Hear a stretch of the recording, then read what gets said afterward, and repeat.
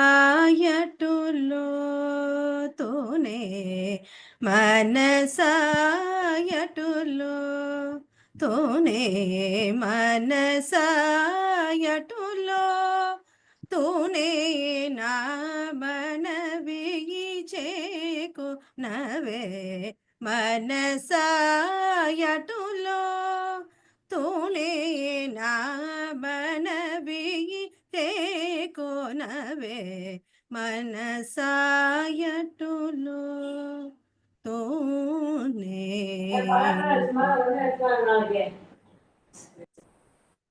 దినకర కుల భూషణుని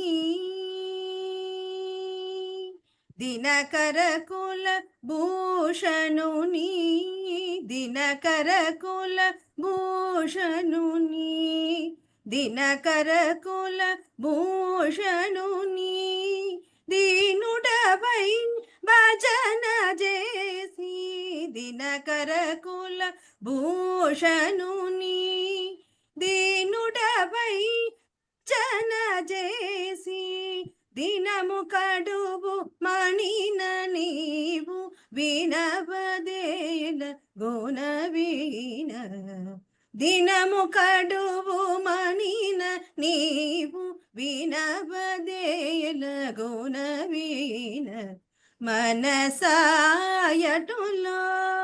తూనే నా మనవి చేకొనవే మనసాయటులో తూనే కలిలో రాజస తామస గుణముల గల వారి జనిపి గలసి మెలసి తిరుగు సుమరి కాలము గత పకనే సులభముఖ గత తేరను సూచన నన్ను తెలియచేయు సులభముఖ గత తేరను సూచన నన్ను తెలియచేయు ఇలను త్యాగరాజ మాట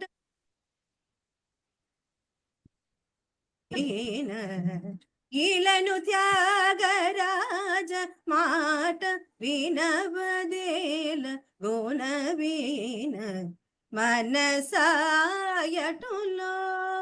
తూనే నా మనవి చేకొనవే మనసాయటులో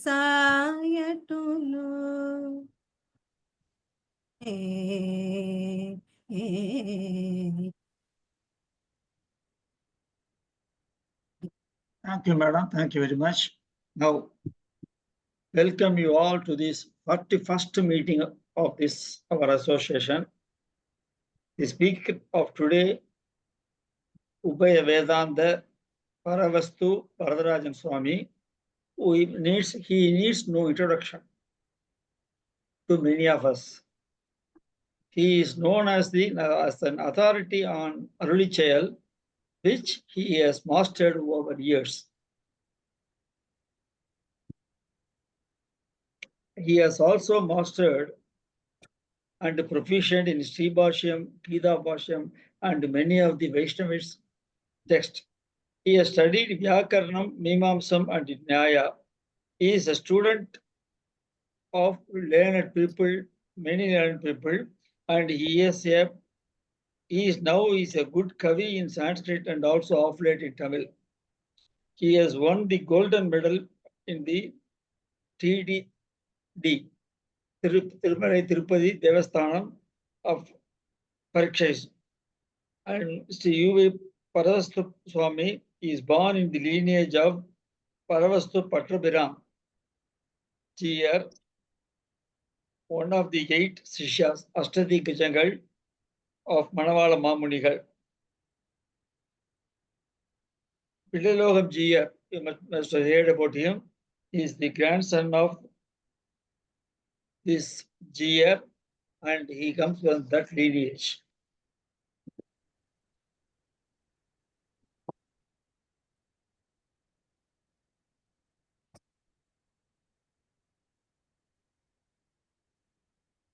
I request him to deliver his lecture on the topic chosen by him, Parankusa Nayaki and Parakala Nayaki. Swami, please. அடியன்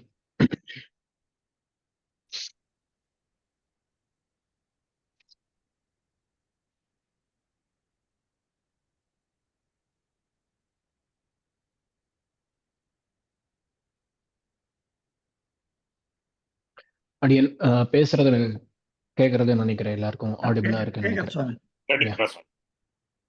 ஓகே, ஹோப்ஃபுல்லி எல்லாருமே மியூட்ல இருக்கணும்னு அடியன் முன்னாடியே வேண்டுகோள் எடுத்துக்கிறேன். நேரா நுழைஞ்சிருவோம். ரம்யஜாமாத்ர யோகீந்திர பாத சேவைகதாரகம் भट्टनाथ मुनिं वन्दे वात्सल्यादिगुणार्णवं श्रीमद्रङ्गं जयतु परमं धाम तेजोनिधानं भूमा तस्मिन् भवतु कुशली कोऽपि भूमा सहायः दिव्यं तस्मै दिशतु विभवं देशिको देशिकानां काले काले वरवरमुनिः कल्पयन् मङ्गलानि. இங்கே கூடியிருக்கக்கூடிய அடியவர்களுக்கு அடியனுடைய பிரணாமத்தை முதற்கண் தெரிவித்துக் கொள்கிறேன். இன்று அடியனுக்கு கொடுக்கப்பட்டிருக்கக்கூடிய தலைப்பு பராங்குஷ நாயகியும் பரகால நாயகியும் என்பது. ஒரு 2-3 தலைப்புகள் கொடுக்கப்பட்டிருந்தன. அதிலிருந்து இது ரசமா இருக்கும் அப்படின்றதுனால அடியன் எடுத்துக்கொண்டேன். அதுல பராங்குஷ நாயகிக்கும் பரகால நாயகிக்கும் இருக்கக்கூடிய ஒற்றுமைகள் எங்கெல்லாம் சில வேறுபாடுகள் இருக்கின்றன என்பதனை நாம் வரிசையாக அனுபவிக்கலாம். முதலிலே ஆழ்வார் விதமான நிலையை அடைவதற்கான காரணம் என்ன, அந்த நிலை வரும்பொழுது எவ்விதமான பரிணாமங்கள் எல்லாம் ஏற்படுகின்றன முதலான விஷயங்களே சுருக்கமாக சொல்லி அதுக்கு மேல அந்த கம்பேரிசன்ல இறங்குறேன். பராங்குஷர் பரகாலர் அப்படின்றது நம்மாழ்வாருக்கும் திருமங்கையாழ்வாருக்கும் வரிசையா இருக்கக்கூடிய திருநாமங்கள். நம்மாழ்வார் பராங்குஷர் என்று அழைக்கப்படுகிறார், திருமங்கையாழ்வார் பரகாலர் என்று அழைக்கப்படுகிறார். அந்த பராங்குஷர் பராங்குஷ நாயகியாக ஆவதற்கு காரணம் என்ன, பரகாலர் பரகால நாயகி ஆவதற்கான காரணம் என்ன என்றால், அழகிய மணவாள பெருமாள் நாயனார் நம்முடைய ஆச்சாரிய ஹிருதயத்திலே தெரிவிக்கிறார், ஞானத்தில் தன் பேச்சு, பிரேமத்தில் பெண் பேச்சு என்று. சாதாரணமா ஞானம் அப்படின்ற நிலையில இருக்கும் பொழுது இவர்கள் தாங்களாக பேசுகிறார்கள். தாங்களாகனா ஆண்களாக இருந்து கொண்டு பேசுகிறார்கள். அதே எம்பெருமானிடத்துல பிரேமம் அதிகமாக ஆக அவனை விட்டு பிரிவு ஏற்பட்டதாக அவர்கள் அனுபவிக்கும் பொழுது இந்த பேச்சானது அப்படியே பெண் பேச்சாக மாறுகிறது. பெரும்பாலும் இவர்களுடைய இந்த பெண் பேச்சு என்பது வருத்தத்துல தான் இருக்கும். பெரும்பாலும் அப்படின்றத சேர்த்துக்கிறேன். அதுவும் நம்மாழ்வாருக்காவது ஒரு திருவாய்மொழி பிரீத்தியோடு செல்கிறது, உகப்போடு செல்கிறதுன்னு சொல்றது உண்டு. திருமங்கையாழ்வாருக்கு அதுவும் இருக்கிற மாதிரி தெரியல. ஆகையால் ஞானம் அப்படின்ற நிலை மாறி பிரேமம் அப்படின்ற நிலை வந்து உடனே பகவான் அனுபவிக்க வேண்டும் அப்படின்ற ஆசை பிறக்கும் பொழுது சட்டுன்னு பகவான் அனுபவிக்க முடியாமல் இவர்கள் பெண்களாக பேசுகிறார்கள் என்பதனை பார்க்கிறோம். அப்போ ஆணாக இருக்கக்கூடிய நம்மாழ்வாரோ திருமங்கையாழ்வாரோ ஒரு பெண் போன்ற பேச்சு கொண்டவர்களாக ஆகிறார்கள். அவர்களுக்கு கொடுக்கப்படக்கூடிய திருநாமம்தான் பராங்குஷ நாயகி பரகால நாயகி என்று. இந்த பேர்ல பார்த்தா கூட ஒரு ஒற்றுமை இருக்குன்னு சொல்லலாம். 2 பேருமே பரர்களுக்கு அங்குஷமாக காலமாக இருக்கிறார்கள். பாருங்களேன், பராங்குஷர் அப்படின்னு சொன்னா பரர்களுக்கு அங்குஷமாக இருக்கக்கூடியவர்னு அர்த்தம். இது 2 விதமா சொல்லலாம். ஒண்ணு, பரர்கள் அப்படின்னா பிறர்கள் அப்படின்னு அர்த்தம். மற்றவர்கள், இப்போ மற்ற சமயங்களை சேர்ந்தவர்கள், அப்படிப்பட்டவர்களுக்கு இவர் அங்குஷம் போல இருக்கார். பொதுவா அங்குஷம் என்பது ஒரு யானையை அடக்கக்கூடிய ஒரு கருவி, ஒரு ஆயுதம்.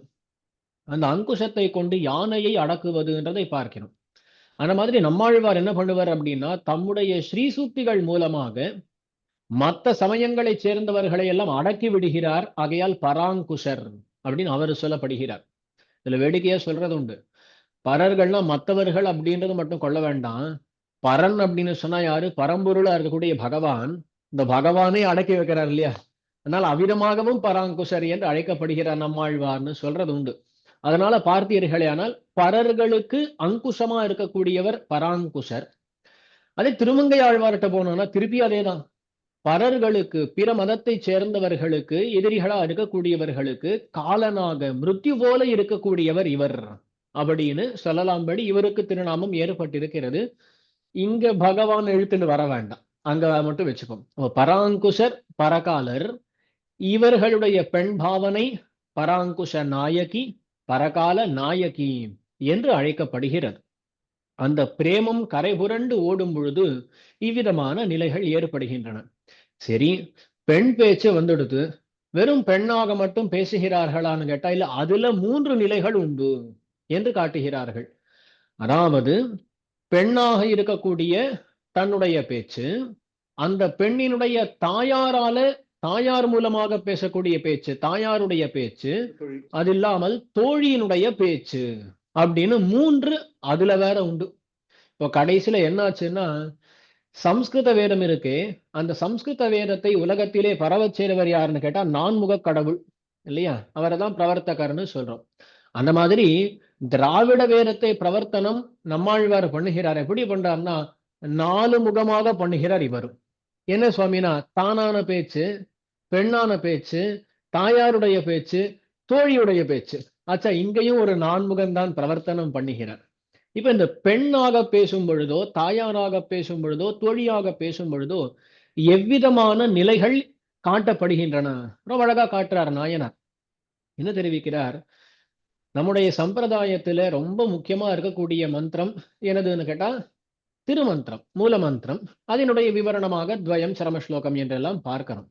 இந்த திருமந்திரத்துல 3 விஷயங்கள், 3 பதங்கள் வரிசை எல்லாருக்குமே தெரியும். ஓம்காரம், அது மேல நமஹான்றது, நாராயணாய அப்படின்னு 3 பதமா இருக்கா? இந்த 3 பதங்களிலும் 3 விஷயங்கள் சொல்லப்படுகின்றன. முதல்ல ஓம்காரத்தால அவனுக்கே நாம் உரியவர்கள் அப்படின்னு சொல்லப்படுறது. எதுக்காக நாம் இருக்கோம்னா அவனுக்காக இருக்கும் என்பதனை பிரணவமாகிற ஓம்காரம் காட்டுகிறது. இது ஒரு விஷயம். 2வதா இருக்கக்கூடிய நமஹா என்பது நாம் மோட்சத்தை அடைவதற்கு அவன்தான் ஒரே வழி அப்படின்றதை சொல்லக்கூடியது நமஹா என்கிற பதம். அதுக்கு மேல நாராயணாய அப்படின்னு சொன்னா அந்த இடத்துல அவனுக்கேதான் நாம் கைங்கரியங்களை எல்லாம் பண்ண வேண்டும், கடைசியில அடையப்பட வேண்டியதும் அவனேதான் அப்படின்னு இந்த 3 விஷயங்கள் திருமந்திரத்துல காட்டப்படுகின்றன. அவனுக்கே உரியவர்கள் நாம், அவனையே உபாயமாக கொண்டிருக்கக்கூடியவர்கள் நாம், அவனையே உபேயமாக அடைய வேண்டியவனும் அவனே, அப்படிப்பட்டவர்களாக இருக்கிறோம் நாம் அப்படின்னு 3 விஷயங்கள் சொல்லப்படுறதா. இந்த 3 விஷயங்களிலும் ஒவ்வொருத்தருக்கு உறுதி இருக்கும். எப்படின்னா, இதுல வரிசையா பார்த்தோமே ஆனால் இந்த தோழி இருக்கா இல்லையா, இந்த தோழி என்ன பண்ணுவா அப்படின்னு சொன்னா, அந்த தோழியானவள் எப்பொழுதுமே பகவானுக்கும் இந்த பராங்குஷ நாயகியோ யாரோ ஒரு தலைமகள், அந்த தலைவிக்கும் இருக்கக்கூடிய சம்பந்தத்தை பத்தி பேசக்கூடியவளாக இருப்பாள். யாருன்னு கேட்டா தோழி. அந்த சம்பந்தத்தை பேசுவதில தான் தோழிக்கு எப்பொழுதுமே நோக்கா இருக்கும். அதாவது என்னன்னா, ஒரு உதாரணத்துக்கு கருமாணிக்க மலை அப்படின்னு சொல்லி ஒரு திருவாய்மொழி.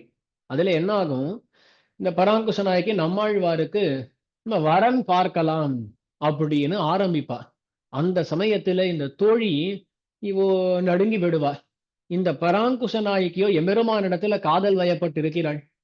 இப்படிப்பட்டவளுக்கு வேற யாரேனும் பார்த்தால் இவ தாங்க மாட்டாளே, என்ன பண்றதுன்னு இந்த தோழி யோசிப்பா. இந்த தோழிக்கு என்ன பிரச்சனை இப்போ அப்படின்னா, நேரடியா அங்க இருக்க பெரியவாள்கிட்ட போயிட்டு இந்த மாதிரி பராங்குஷ நாயகி எம்பெருமானிடத்துல காதல் வயப்பட்டிருக்கிறாள் அப்படின்னு சொன்னா உடனே அவ கேட்பா, அவ இவ்வளவு நாள் காதல் வயப்படுற வரையில நீ என்னடி பண்ணிட்டு இருந்தேன்னு ஒரு கேள்வி கேட்பா. அதனால ஸ்பஷ்டமாகவும் சொல்ல முடியாது. சரி, சொல்லாம விட்டுட்டா கடைசியில அவர்கள் வேற ஏதோ வரன் பார்த்தால் தன்னுடைய தோழியே இருக்க மாட்டாள். அதனால தோழி என்ன பண்றா அப்படின்னு சொன்னா, அந்த இடத்துல போய் பெரியவர்களுக்கு எல்லாம் இந்த பராங்குஷ நாயகியை பார்த்தா ஏதோ ஒரு வாசனை வீசுறது. அவளுடைய நடவடிக்கை எல்லாம் பார்த்தா கண்டிப்பாக அந்த குட்டநாட்டு திருப்புலியூர்னு சொல்லப்படக்கூடிய அந்த எம்பெருமானிடத்துல இவள் காதல் வயப்பட்டிருப்பாள்னு தோன்றதுன்னு சொல்லுவா. தெரியும்னு சொன்னா பிரச்சனை இல்லையா, எனக்கு தோன்றது அப்படின்னு சொல்லுவா. அப்ப அந்த இடத்துல என்ன காட்டுறான்னா, இந்த பராங்குஷ நாயகிக்கும் பகவானுக்கும் இடையில இருக்கக்கூடிய சம்பந்தம், அவனுக்கு இவள் ஆட்பட்டாள், அவனுக்கு உரியவளாக இவள் இருக்கிறாள் என்பதனை இந்த பிரணவம் ஓம்காரம் காட்டுறதுன்னு சொன்னேன் இல்லையா, அந்த ஒரு விஷயத்தை காட்டக்கூடியவளாக தோழி இருப்பாள். அது தோழியினுடைய பேச்சாக இருக்கக்கூடிய பாசுரங்கள்ல இவ்விதமான ஒரு நிலை நமக்கு தெரிய வரும். அதுக்கு மேல இந்த தாயார் அவ என்ன பண்ணுவா அப்படின்னா, எங்கெல்லாம் இந்த தாயாரினுடைய பேச்சு வருமோ அந்த தாயினுடைய நிலை எவ்விதமா இருக்கும்? பராங்குஷ நாயகி அல்லது பரகால நாயகி, நீ ஏமா இப்படி பதற, நீ பாட்டுக்கு காத்துன்னு இருக்கணும், அந்த பகவான் உன்னை வந்து அழைத்து செல்வான், அந்த உறுதிப்பாடு இருக்க வேண்டாமா? அவன்தானே நமக்கு உபாயம், அவன்தானே நம்ம காக்கக்கூடியவன், அந்த உறுதியோடு நீ இருக்கணும் அம்மா அப்படின்னு இந்த தாயாருடைய எண்ணம், தாயாருடைய உபதேசமும் இருக்கும். அப்போ அந்த நமஸ்பதத்துல பகவான் கண்டிப்பாக வந்து காப்பாத்துவான், அவனேதான் உபாயம் என்கிற விஷயம் இருக்கு பாருங்களேன், அதை உணர்த்தக்கூடியவளாக இருப்பாள் தாயார். இப்ப கடைசியில மூன்றாவது என்ன இருக்கு அப்படின்னு கேட்டா, நாராயணாய அப்படின்னு இடத்துல அவனையே அடைய வேண்டும், அவனுக்கு கைங்கரியங்களை எல்லாம் பண்ணணும், அவனை அனுபவிக்க வேண்டும் என்பது விஷயமா.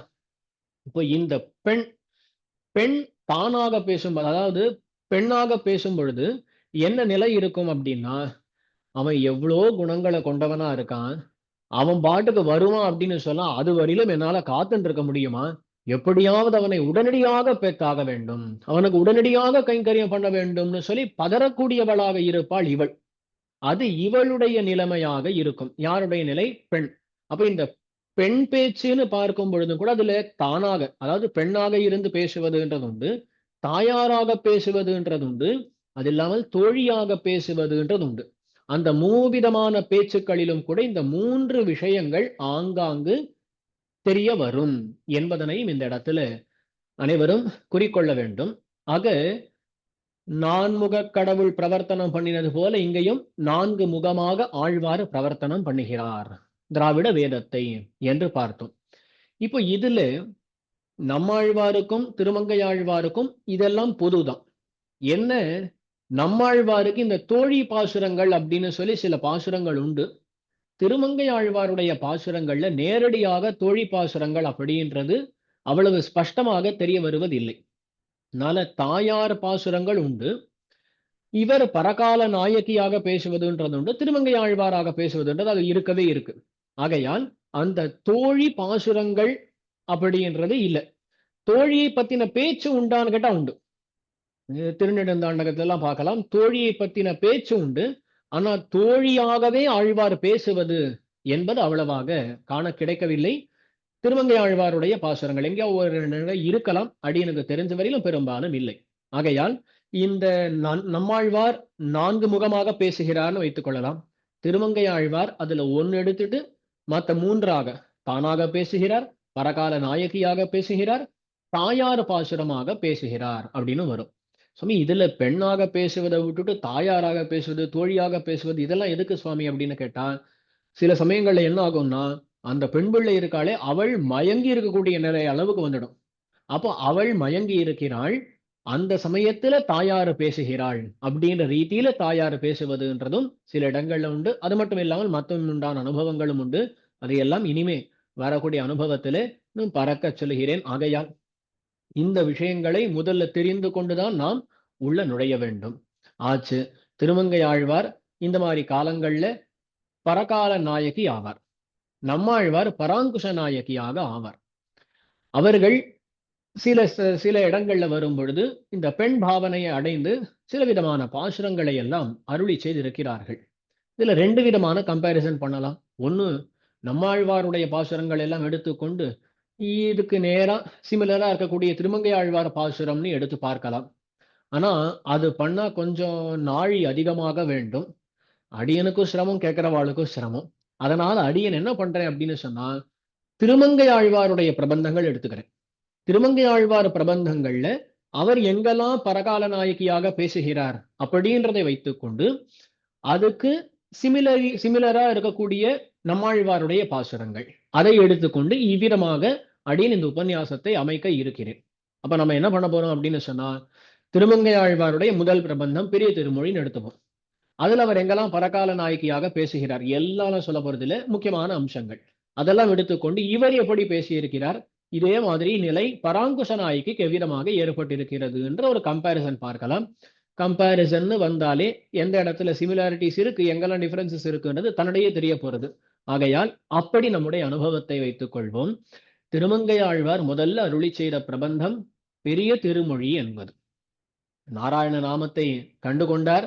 நாடினேன் நாடி நான் கண்டுகொண்டேன் நாராயணாவென்னும் நாமம் என்று ஒரு முறை மட்டும் இல்ல, 10 பாசுரங்களிலும் நலந்தரும் சொல்லி நான் கண்டுகொண்டேன் நாராயணாவென்னும் நாமம், நஞ்சுதான் கண்டேன் நம்முடைய வினைக்கு நாராயணாவென்னும் நாமம் அப்படின்னு சொல்லி இந்த நாராயண நாமத்தை சொல்லி ஆரம்பிக்கிறார் தம்முடைய பிரபந்தத்தை. முதல் 10 முழுக்க திருமங்கையாழ்வாராகவே தான் பேசுறார். இன்னும் பரகால நாயகி வரல. அதுக்கு மேல 2வது பதிகம் அப்படின்னு 2வது 10 என்று எடுத்துக்கொண்டோமே ஆனால் அதிலேயும் அப்படியே சென்று கொண்டிருக்கிறார். இவர் எங்க ஆரம்பிக்கிறார் பார்க்கணும். திவ்யதேச அனுபவத்தை இருக்கிறதுலேயே வடக்கு இமயத்துள் திருப்பிருதி அப்படின்னு சொல்லி திருப்பிருதி அப்படின்னு திவ்யதேசத்திலேருந்து ஆரம்பிக்கிறார். அங்கேருந்து ஆரம்பித்து அவருடைய பிரயாணம் பாருங்க, பெரிய பிரயாணம். திருப்பிருதி நார்தன் மோஸ்ட் அந்த இடத்துலேருந்து ஆரம்பிச்சு அப்படி பதரிகாசிரமத்துக்கு வந்து அங்கேருந்து சால கிராமத்துக்கு சென்று அங்கேருந்து அப்படி நைமிசாரண்யத்துக்கு வந்து நைமிசாரண்யத்திலேருந்து அப்படி கீழே வருகிறார். எங்க வருகிறார் அப்படின்னு சொன்னால் ஆந்திராவுக்குள்ள நுழைகிறார். சிங்கவேள் குன்றம் அப்படின்னு சொல்லி அகோபில மங்களாசாசனம் பண்ணார். அங்கேருந்து திருமலை மங்களாசாசனம் பண்ணார். திருமலையிலேருந்து அப்படியே கீழே வந்து திரு எவ்வுள் அதுக்கு மேல அந்த தொண்ட மண்டலத்தில் இருக்கக்கூடிய திவ்யதேசங்களை எல்லாம் மங்களாசாசனம் பண்ணி கொண்டிருக்கிறார். 2ஆம் பத்துல தொண்டமண்டல திவ்யதேசங்களை அனுபவித்துக் கொண்டிருக்கிறார். அங்க அப்படி வரும் பொழுது முதல் முறையாக பெண் பாவனை எங்கே வருகிறதுன்னு கேட்டா, திவளும் வெண்மதி போல் திருமுகத்தறிவை செழுங்கடலமுதினில் பிறந்த அவளும் நின்னாகத்திருப்பதும் அறிந்துமாகிலும் ஆசை விடாளால் குவளையங்கண்ணி கொல்லியம் பாவை சொல்லு நின்றாள் நயந்திருந்த இவளை உன் மனத்தால் என் நினைந்திருந்தாய் இடவெந்த எந்த பிரானே அப்படின்னு சொல்லி திரு இடவெந்தைக்கு எழுந்தருளுகிறார் திருமங்கையாழ்வார். அங்க வராகமூர்த்தியாக இருக்கக்கூடிய எம்பெருமான் நித்திய கல்யாண பெருமாள்னு சொல்லப்படுகிறார். அந்த எம்பெருமானை சேவித்த இடத்துல அப்படியே பரகால நாயகியாக மாறி, வெறும் பரகால நாயகி கூட பாசுரம் பாடலங்க, தாயார் பாசுரமாக பாடுகிறார். ரொம்ப அழகான பாசுரம். திவளும் வெண்மதி போல் திருமுகத்தறிவை செழுங்கடலமுதினில் பிறந்த அவளும் நின் ஆகத்திருப்பதும் அறிந்தும் ஆகிலும் ஆசை விடாளால். ஒரு பெண் இருக்கா, ஒருத்தர் இடத்துல காதல் வயப்படுகிறாள் அப்படின்னு சொன்னா அவருக்கு ஏற்கனவே நல்ல குணமுடையவளான ஒரு மனைவி இருக்கிறாள் அப்படின்னு சொல்லி தெரிஞ்சா இவள் அவரிடத்தில் ஆசை கொள்வாளான்னு கேட்டா பொதுவா உலகத்துல பண்ண மாட்டான். ஏற்கனவே ஒரு மனைவி இருக்கிறாள், அந்த மாதிரி சமயத்துல நம்ம ஏன் ஆசைப்படணும் அப்படின்னு சொல்லி விட்டு விடுவார்கள். இங்க தெரிவிக்கிறார் ஆழ்வார், திவளும் வெண்மதி போல் திருமுகத்தறிவை செழுங்கடல் அமுதினில் பிறந்த அவள். கடல்ல பிறந்த அவள் யாருன்னு கேட்டா லட்சுமி தேவி பெரிய பிராட்டியார். அவள் நீ நாகத்திருப்பதிலும் அறிந்தும், அவ உன்னிடத்துல உன்னுடைய திருமார்புல இருக்காள் என்பதனை தெரிந்து கொண்டும் அறிந்தும் ஆகிலும் ஆசை விடாளால், ஆனாலும் ஆசை விடுறதே இல்லையே அப்படின்றா. இந்த பரகால நாயகி கேட்டா அவ என்ன சொல்லுவா தெரியுமோ, அவ இருக்கிறதுனாலதான் நான் ஆசையை விடலை அப்படின்னு சொல்லுவா. சாதாரண உலகத்துல இருக்கக்கூடிய தம்பதிகளை போலவா அவர்கள், அந்த பிராட்டி பக்கத்துல இருக்கிறதுனால நான் ஆசைப்பட்டா கண்டிப்பா அவள் சேர்த்து விடுவாள்னு எனக்கு தெரியும், அதனாலதானே நான் ஆசை விடலை அப்படின்னு சொல்லி இவள் சொல்லுவாள். ஆகையால் தெரிவிக்கிறாள், ஆகிலும் ஆசை விடாளால் குவளையங்கண்ணி கொல்லியம்பாவை சொல்லு நின்றாள் நயந்திருந்த இவளை உன்மனத்தால் எண்ணினைந்திருந்தாய் இடவெந்த எந்த பிரானே. இதுல ரொம்ப முக்கியமான விஷயம், சம்பிரதாயத்தினுடைய சாரத்தை எடுத்து காட்டுறார் இந்த இடத்துல. இந்த தாயார் என்ன சொல்ற பாருங்களேன், இந்த பெண் பிள்ளை உன்னிடத்தில் ஆசை கொண்டிருக்கிறாள்னா நீ ஏத்துண்டுதான் ஆகணும்பா அப்படின்னு சொல்றாளான்னு கேட்டா இல்ல. ரொம்ப அழகான வார்த்தை, உன்மனத்தால் எண்ணினைந்திருந்தாய். அப்பா இவள் விஷயத்துல நீ என்ன நினைச்சுட்டு இருக்க என்று கேள்வி கேட்கிறாள். இதுல என்ன சுவாமி சம்பிரதாயம் இருக்குன்னா அதுலதான் எல்லாமே. கடைசியில நம்மை ஏத்துக்கொள்வதோ நம்மை விடுவதோ நம் கையில் இருக்கான்னு கேட்டா கிடையாது. அப்பா எம்பெருமானே உன்னுடைய சங்கல்பம் என்ன, அதுதானே கேள்வி. இப்போ நாம் மோட்சத்துக்கு போகணும்னு ஆசைப்பட்டு நாம் போகணுமான்னு கேட்டா கிடையாது. அவன் நம்மை மோட்சத்துக்கு அழைத்து செல்ல வேண்டும்னு சொல்லி பார்த்து அவன் அழைத்து செல்ல வேண்டும் இல்லையா. அப்ப அவனுடைய சங்கல்பத்தால அவனுடைய கருணையால மோட்சம் அப்படின்னு தான் நாம் சொல்லுகிறோமே தவிர நான் என்னுடைய முயற்சியால போறோம்னு சொல்றோமா? இப்ப கடைசியில யார் திருவுள்ளத்தால போக வேண்டும்னா அவனுடைய திருவுள்ளத்தால போக வேண்டும். அங்க என்ன கேட்கிறார்? உன் மனத்தால் என் நினைந்திருந்தாய் இடவெந்த எந்த வீரானே, உன்னுடைய மனசால நீ என்ன நினைச்சுட்டு இருக்க, அதுதான் கடைசியில. லக்ஷ்மி தந்திரம் அப்படின்ற இந்த கிரந்தத்துல சொல்லப்படுகிறது. சித பரம சில்லாபே பிரபத்திரபினோபதி விபர்யே துணைவாஸ்ய பிரதிஷேதாய பாதகம். அந்த எம்பெருமான் ஒரு ஜீவாத்மாவை பெற வேண்டும் என்று நினைத்து விட்டால், அவன் ஜீவாத்மாவை பெற வேண்டும் என்று நினைத்து விட்டால் இந்த சரணாகதி அது இது எதுவுமே இல்லாமலும் கூட அவன் அழைத்து செல்வான். ஆனால் அவன் ஒருத்தன் வேண்டாம் என்று திருவுள்ளம் பட்டுவிட்டானே ஆனால், அதாவது எப்படி தெரிவிப்பார்கள் அப்படின்னு சொன்னா, சித்தப் பரமசில்லாபே பிரபத்திரபி நோபதிஹி விபர்யே துணைவாஸ்ய பிரதிஷேதாய பாதகம். இந்த பகவான் ஒருத்தரை பெற வேண்டும் என்று நினைத்தால் நீ பிரபத்தி பண்ணலையா, அதை பத்தி கவலை இல்லை. உன்கிட்ட நிறைய பாவங்கள் இருக்கா, அதை பத்தி கவலை இல்லை, நான் பார்த்துக்கிறேன், அவன் அழைத்து செல்வான். நானாக அவனை பெற வேண்டும் அப்படின்னு சொல்லி நாம் நம்முடைய முயற்சியால் பெற வேண்டும் என்று நினைத்தால் அந்த சமயத்துல நம்ம என்ன பண்ணாலும், பிரபத்தியே பண்ணி இருந்தாலும் கூட அவனுடைய திருவுள்ளம் இல்லைன்னு சொன்னா நடக்காது. இப்போ பிரபத்தி பண்ணி அவன் திருவுள்ளம் படாமல் இருப்பனா சுவாமின்னு சொன்னா அதை பத்தின விசாரம் இங்க வேண்டாம். என்ன விஷயம் அப்படின்னு கேட்டா, கடைசியில் அவனுடைய திருவுள்ளமே முக்கியம். நாம் தப்பு பண்ணியிருக்கோமோ நல்லது பண்ணியிருக்கோமோ அது முக்கியம் கிடையாது, அவனுடைய திருவுள்ளமே முக்கியம். அந்த இடத்துல அங்க காட்டுறார். சரி, இவரது பார்த்துட்டோம், பரகால நாயகியை பார்த்தாச்சு, பராங்குஷ நாயகி என்ன சொல்றா அப்படின்னு சொன்னா இதே விதமான பாசுரம் அங்க திருவிடவெந்தை. இப்போ எங்க ஊருக்கு வருவோம், திருவரங்கத்துக்கு வருவோம். கங்குலும் பகலும் கண்டுயில் அறியாள் கண்ண நீர் கைகளால் இறைக்கும் சங்கு சக்கரங்கள் என்ன கைகூப்பும் தாமரை கண் என்னே தளரும் எங்க நேதரிக்கேன் உன்னை விட்டென்னும் இருநிலம் கைதுழாவிருக்கும் செங்கயல் பாய் நீர் திருவரங்கத்தாய் இவள் திறத்தென் செய்கின்றாயே. இதேதான் இந்த அங்கேயும் அங்க பரகால நாயகி, இங்க பராங்குஷ நாயகி. இந்த பராங்குஷ நாயகி மயங்கி கிடக்கிறாள். அந்த சமயத்தில் இந்த பராங்குஷ நாயகியை ரங்கநாத பெருமாள் பெரிய பெருமாள் இடத்தில் அழைத்து கொண்டு வந்து அங்க இவளை காட்டி, இவள் விஷயத்துல நீர் என்னதான் சிந்தித்து கொண்டிருக்கிறீர், தேவரீர் என்ன செய்வதாக திருவுள்ளம், இவள் திறத்தென் சிந்தித்தாயே இவள் திறத்தென் செய்திட்டாயே அப்படின்னு சொல்லி பல கேள்விகளை கேட்கிறாள். யாருன்னு கேட்டா பராங்குஷ நாயகியினுடைய தாயார். அந்த ஒத்துமை பாருங்களேன், இந்த தாயார்கள் எம்பெருமானிடத்துல கேட்கும் பொழுது என்ன கேட்கிறார்கள் அப்படின்னு கேட்டா, இவள் திறத்தென் செய்கின்றா இவள் திறத்தென் சிந்தித்தாய், நீ என்ன நினைத்து கொண்டு இருக்கிறாய் அப்படின்னு தான் கேள்வி. ரெண்டு பேர் தாயார் அதே விதமாக பண்ணுகிறாள். திவ்ய தேசம் வேறா இருக்கலாம், ஆனா கருத்து ஒன்னாகவே இருக்கிறது. ஆகையால் அந்த தாயார்களுடைய பாசுரம், அதாவது திருமங்கையாழ்வார் நம்மாழ்வார் அவர்களுடைய கருத்து இவ்விதமாக அந்த இடத்துல தெரிகிறது. அப்ப இது முதல் சாமியம் அப்படின்னு சொல்லி நாம் பார்க்கலாம். இடவந்த விஷயத்துல திருமங்கை ஆழ்வார் பரகால நாயகியாக இருக்கும்போது அருளி செய்த பாசுரம் தாயார் பாசுரம். திருவரங்கத்திலே பராங்குஷ நாயகியாக நம்மாழ்வார் இருக்கும்போது அவருடைய தாயார் அருளி செய்த பாசுரம். இதுல வேடிக்கையா சொல்றது உண்டு. இது என்னன்னு கேட்டா 2:7 திருமொழியில பெரிய திருமொழியில நீங்கள் பார்த்தீர்களே ஆனால் 2ஆம் பத்துல 7வது திருமொழி இது. அத அப்படியே திருப்பி போடுங்களே, 7:2 அந்த திருவாய்மொழி இல்லையா, நினைவு வச்சுக்கிறது கூட கஷ்டம் இல்லை. 2:7 7:2 அவ்வளவு சாமியமானது இவர்களுடைய ஒரு பதிகத்துல உண்டு, இவர்களுடைய பாசுரங்கள்ல உண்டு அப்படின்றத முதல்ல கொள்ளலாம். சரி, 2ஆம் பத்துல திவளும் வெண்மதி போல் அப்படின்னு பார்த்தோமா. இப்போ திருமங்கை ஆழ்வாருடைய 3ஆம் பத்துக்கு செல்வோம். 3ஆம் பத்திலே ரொம்ப அழகான பாசுரங்கள், 2 பாசுரங்கள்னா 2 பதிகங்கள் இருக்கின்றன. அதாவது தூவிரிய மலருழக்கி துணையோடும் பிரியாதே பூவிரிய மதுநுகரும் பொறிவரிய சிறுவண்டே தீவிரிய மறைவளர்க்கும் புகழாளர் திருவாலி ஏவறிவெஞ்சிலையானுக்கு என் நிலைமை உரையாயே அப்படின்னு ஆரம்பித்திருக்கக்கூடிய ஒரு பதிகம், ஒரு திருமொழி. அதுக்கு அடுத்ததாக கள்வன்கொல் யானறியேன் அப்படின்னு சொல்லி ஒரு திருமொழி. இதுல இந்த தூவிரிய மலருழக்கி என்பதுல தூது விடுகிறார் திருமங்கை ஆழ்வார். நம்மாழ்வார் எவ்வளவு தூது விட்டிருக்கார் சுவாமி அப்படின்னு கேட்டா, அவர் 4 பதிகங்கள்ல தூது விடுகிறார். 4 பதிகங்கள் ஆரம்பத்திலேயே அஞ்சிரை மடனாராய் அப்படின்னு சொல்லி ஆரம்பித்து 4 பதிகங்கள்ல நம்மாழ்வார் தூது விடுகிறார். தூதுன்னா பராங்குஷ நாயகியான நிலையை அடைந்து பராங்குஷ நாயகியினுடைய நிலையை அடைந்து பகவானை எப்படியாவது பெறணும், என்ன பண்றதுன்னு தெரியல. சரி தூது அனுப்புவா.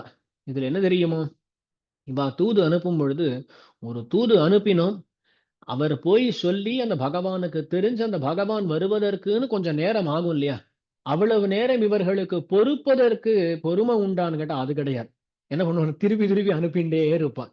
வெடிக்காடின்னு சொல்றது உண்டு. சில பேர் என்ன பண்ணுவான்னா, ஒரு முறை போன் பண்ணா சரி, எடுக்கலைன்ன உடனே சரி அவருக்கு ஏதோ ஒரு காரியம் இருக்கும் ஆகையால் அவர் எடுக்கலைன்னு விட்டுடுவான். சில பேர் பார்த்தீர்களா, என்ன பண்ணுவான்னா, ஒரு முறை நம்ம போன் பண்ணி எடுக்கல, அவ பண்ணியிருக்கா நம்ம எடுக்கல அப்படின்னு சொன்னா திரும்பி திரும்பி பண்ணிட்டே இருப்பா. 10 தடவையா இருந்தாலும் அவ விடாம பண்ணிட்டே இருப்பா பாருங்க. அந்த மாதிரி ஆழ்வார்களும் கூட இந்த தூது விடுறதுன்னு ஆரம்பிச்சா சரி எம்பெருமான் வருவானேன்னு சொல்லி அவர்களால காத்திருக்க முடியுமான்னு கேட்ட முடியாது. அவர்களுக்கு எப்படியாவது பகவானை பெற வேண்டும், ஏதாவது பதில் வராதான்னு பார்த்து கொண்டு தூது அடுத்தடுத்து விட்டு கொண்டு இருப்பார்கள். அது மாதிரி அஞ்சிரைய மடனாராய் அப்படின்னு அந்த ஒரு திருவாய்மொழின்னு எடுத்துக்கொண்டோமே, ஆனால் அதிலேயே பல பறவைகளை தூது விடுகிறார், வண்டை தூது விடுகிறார், அதெல்லாம் பண்ணுகிறார். இப்போ நம்மாழ்வார் தூது விடும் பொழுது 4 திருவாய்மொழிகள்ல விட்டார்.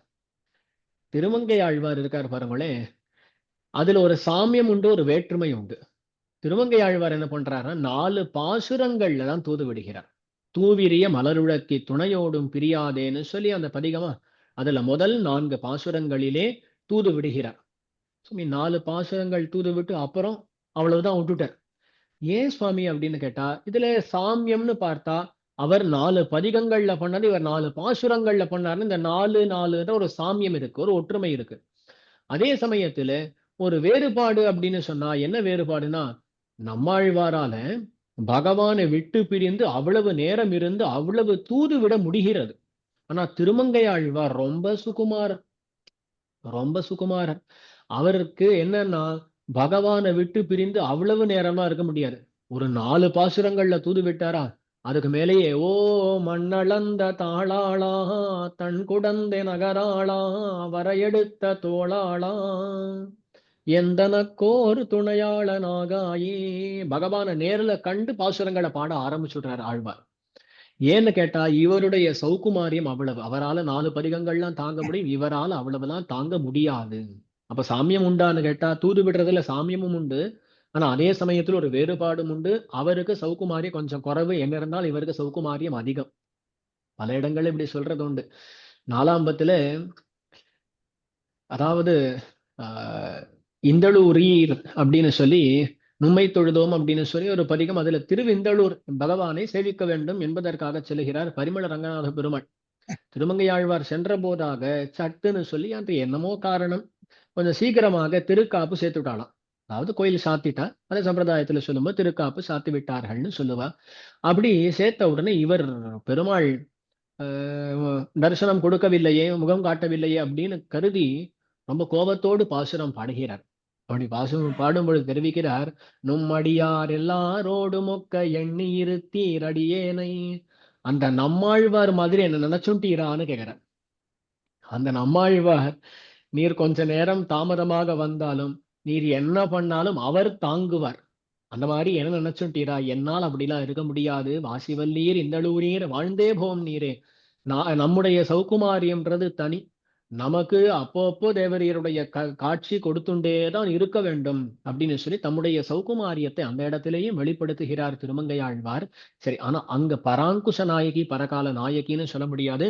நம்ம இங்க வருவோம். 3ஆம் பத்துல தூது விடக்கூடிய அந்த பாசுரங்களிலும் ஒரு சாமியம் அப்படின்றது இருக்கிறது அப்படின்றதை பார்த்தோம். சரி, அதற்கு மேல ஒரு பாசுரம், கள்வன் கொல்யான் அறியேன் கரியான் ஒரு காளை வந்து வள்ளி மருங்குலெந்தன் மடமானினை போதவென்னு வெள்ளிவளை கைப்பத்த பெத்த தாயரையிட்டகன்னு அள்ளலம் பூங்கழனி அணியாலி புகுவர் ஹொலோ. இங்கேயும் தாயார் பாசுரமாக இருக்கக்கூடிய பாசுரங்கள். இந்த தாயார பாடுகிறாள். என்னாச்சா, இந்த பரகால நாயகியினுடைய தாயார், அவள் எப்பொழுதுமே தன்னுடைய பெண் பிள்ளையா இருக்கக்கூடிய பரகால நாயகி இந்த பரகால நாயகி தனக்கு அருகிலேயே வைத்து கொண்டுதான் உறங்குவாளாம். ஒரு நாள் காலையில் எழுந்து பார்த்தால் தனக்கு அருகிலே பரகால நாயகியை காணும்.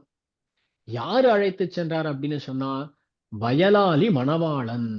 வயலாளி அப்படின்னு திவ்யதேசத்தில் இருக்கக்கூடிய அந்த எம்பெருமான் தான் வந்து அழைத்து சென்றான் அப்படின்னு சொல்லி தீர்மானம் பண்ணி பேசுறார். தெரிவிக்கிறார், கள்வன்கொல் யான் அறியேன் கரியான் ஒரு காளை வந்து வள்ளி மருங்குல் எந்தன் மடமானினை போதவென்னு வெள்ளி வளை கைப்பற்ற பெத்தராயரையிட்ட கண்ணு அள்ளலம் பூங்கழனி அணியாலி புகுவர்களோ.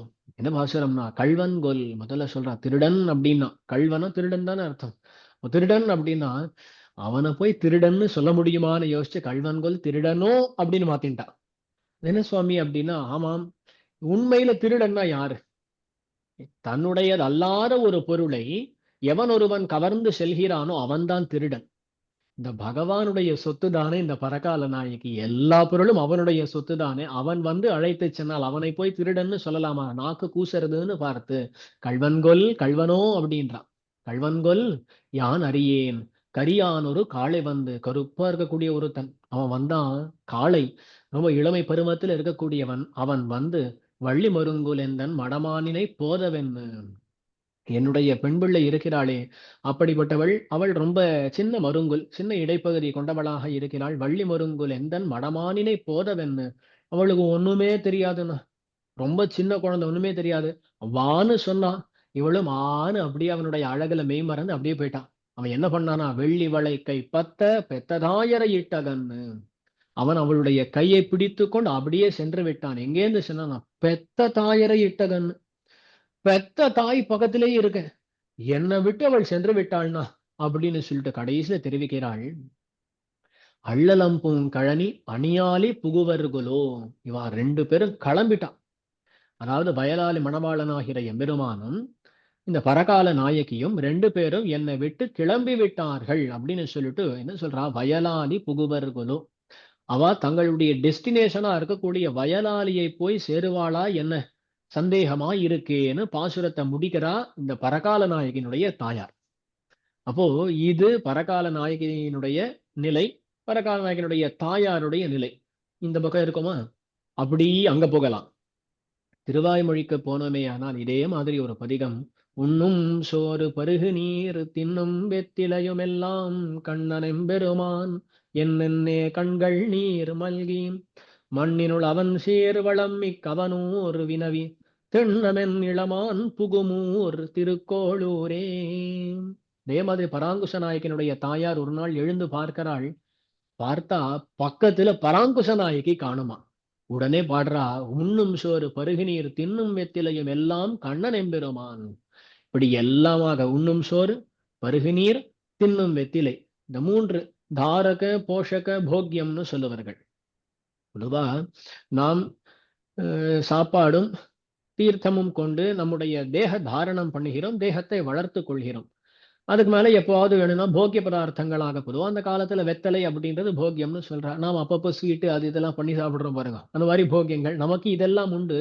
நம்மாழ்வாருக்கு என்னன்னு கேட்டா இந்த 3ம் தாரகம் போஷகம் போக்கியம் 3மே எம்பெருமான் தான். அப்படிப்பட்ட அவள் இருக்கிறாளே என்னுடைய பெண் பிள்ளை பராங்குஷ நாயகி, திண்ணம் என் இளமான் புகுமூர் திருக்கோளூரே. அவ உறுதியாக செல்லக்கூடிய இடம் என்ன தெரியுமா, திருக்கோளூருக்கு செல்லுகிறாள் அப்படின்னு சொல்றா. இப்போ இங்க சில வேறுபாடுகள் உண்டு, சில ஒத்துமைகள் உண்டு. என்ன வேறுபாடுகள் அப்படின்னு கேட்டா, அந்த இடத்துல பகவான் தானாக வந்து அழைத்து சென்றான் அப்படின்றத அந்த இடத்துல பார்க்கணும். இங்க பராங்குஷ நாயகி விஷயத்துல திருக்கோளூருக்கு இவளாக செல்றாள். அவனை விட்டு பிரிந்து என்னால இருக்க முடியாது, திருக்கோளூர் எங்க இருக்கு நானே கேட்டுக்கொண்டு செல்கிறேன்னு சொல்லி இவள் கிளம்பி விட்டாள். அப்போ கிளம்பி விட்டார்கள் அப்படின்றது 2 பேருக்கும் ஒக்கும். ஆனா அவன் வந்து அழைத்து செல்கிறான், இவள் தானாகவே செல்கிறாள். அதுக்கு மேல ஒரு ஒரு கேள்வி. ஆளவந்தார் கோஷ்டியில ஒரு நாள் ஒரு கேள்வி எழுந்தாராம். என்ன கேள்வினா, சுவாமி இந்த பக்கம் பரகால நாயகனுடைய தாயாரும் ஒரே பயத்துல இருக்கா, அந்த பக்கம் பராங்குஷ நாயகனுடைய தாயாரும் பயத்துல இருக்கா.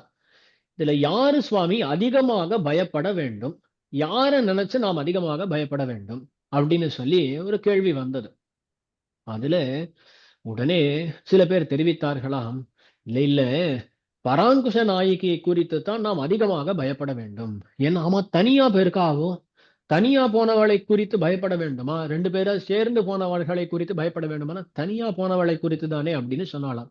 உடனே ஆளவந்தார் தெரிவித்தாராம், இல்ல இல்ல, உண்மையில பயம் யாருக்குன்னு கேட்டா பரகால நாயகியினுடைய தாயாருக்குத்தான் பயம் அதிகம் அப்படின்றார். ஏன் சுவாமி அப்படின்னு கேட்டா, இவள் தனியளாக போய் இருக்கிறாள், ஆபத்து இல்லைன்னு இல்ல, இருந்தாலும் எப்படியோ கண்டிப்பாக போய் சேர்ந்து விடுவாள் அப்படின்ற உறுதி இருக்கு. அந்த தாயாரே அந்த உறுதியோட தான் பேசுறா பாருங்க. தென்னம் என் இளமான் புகுமூர் திருக்கோளூர், உறுதியாக சொல்றேன், என்னுடைய இளமான் அவள் புகக்கூடிய ஊர் என்னன்னு கேட்டா திருக்கோளூர் அப்படின்னு உறுதியோட பேசுகிறாள் இந்த தாயார். ஆனா அவ பாருங்களே, வயலாளி புகுவர்களோ, வயலாளியை போய் புகுந்து விடுவாளான்னு கேக்குறான் அந்த தாயார்.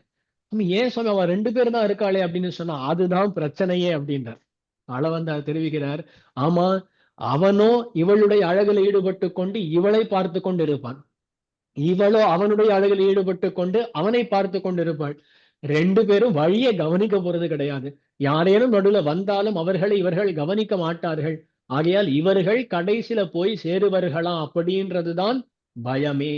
ஆகையால் தான் அங்க பாசுரம் வயலாளி புகுவர்களோ அப்படின்னு பாசுரம், இங்க புகுமூர் திருக்கோளூர்னு சொல்லி அப்படின்னு ஆளவந்தார் நிர்வகித்து காட்டினார் என்று சொல்றது உண்டு.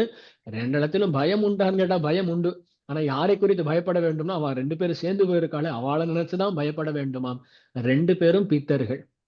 பரகால நாயகி மேல பகவானுக்கு பித்து, பகவான் மேல பரகால நாயகிக்கு பித்து, 2 பேரும் சேர்ந்து போகிறார்களோ இல்லையோ என்று வருத்தத்தோடு பாடுகிறார்.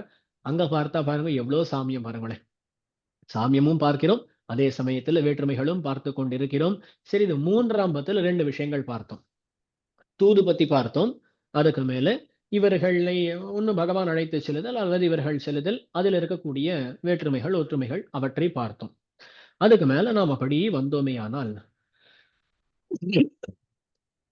5ஆம் பத்துல வெறுவாதாள் வாய் வெறுவி வேங்கடமே வேங்கடமே என்கின்னாளால் மறுவாளால் என் குடங்கால் வாழ்நெடுங்கண் துயில் மறந்தாள் வண்டாறு கொண்டல் உருவாளன் வானவர்தம் உயிராளன் ஒலிகிற நீர் பௌவம் கொண்ட திருவாளன் என் மகளை செய்தனகள் எங்கனம் நான் சிந்திக்கேனே. என் மகளை செய்தனகள் எங்கனம் நான் சிந்திக்கேனேன்னு திருவரங்கத்தை பத்தின பாசுரம். திருவரங்கத்தை பத்தி நிறைய பாசுரங்கள் பாடிக்கொண்டிருக்கிறார் திருமங்கை ஆழ்வார். அதுல ஒரு பாசுரம், அதாவது ஒரு பதிகம், விருவாதாள் அப்படிங்கிற ஒரு பதிகம் பெண் பாவனையில பாடுறார். அங்கேயும் தாயாருடைய பேச்சுதான்.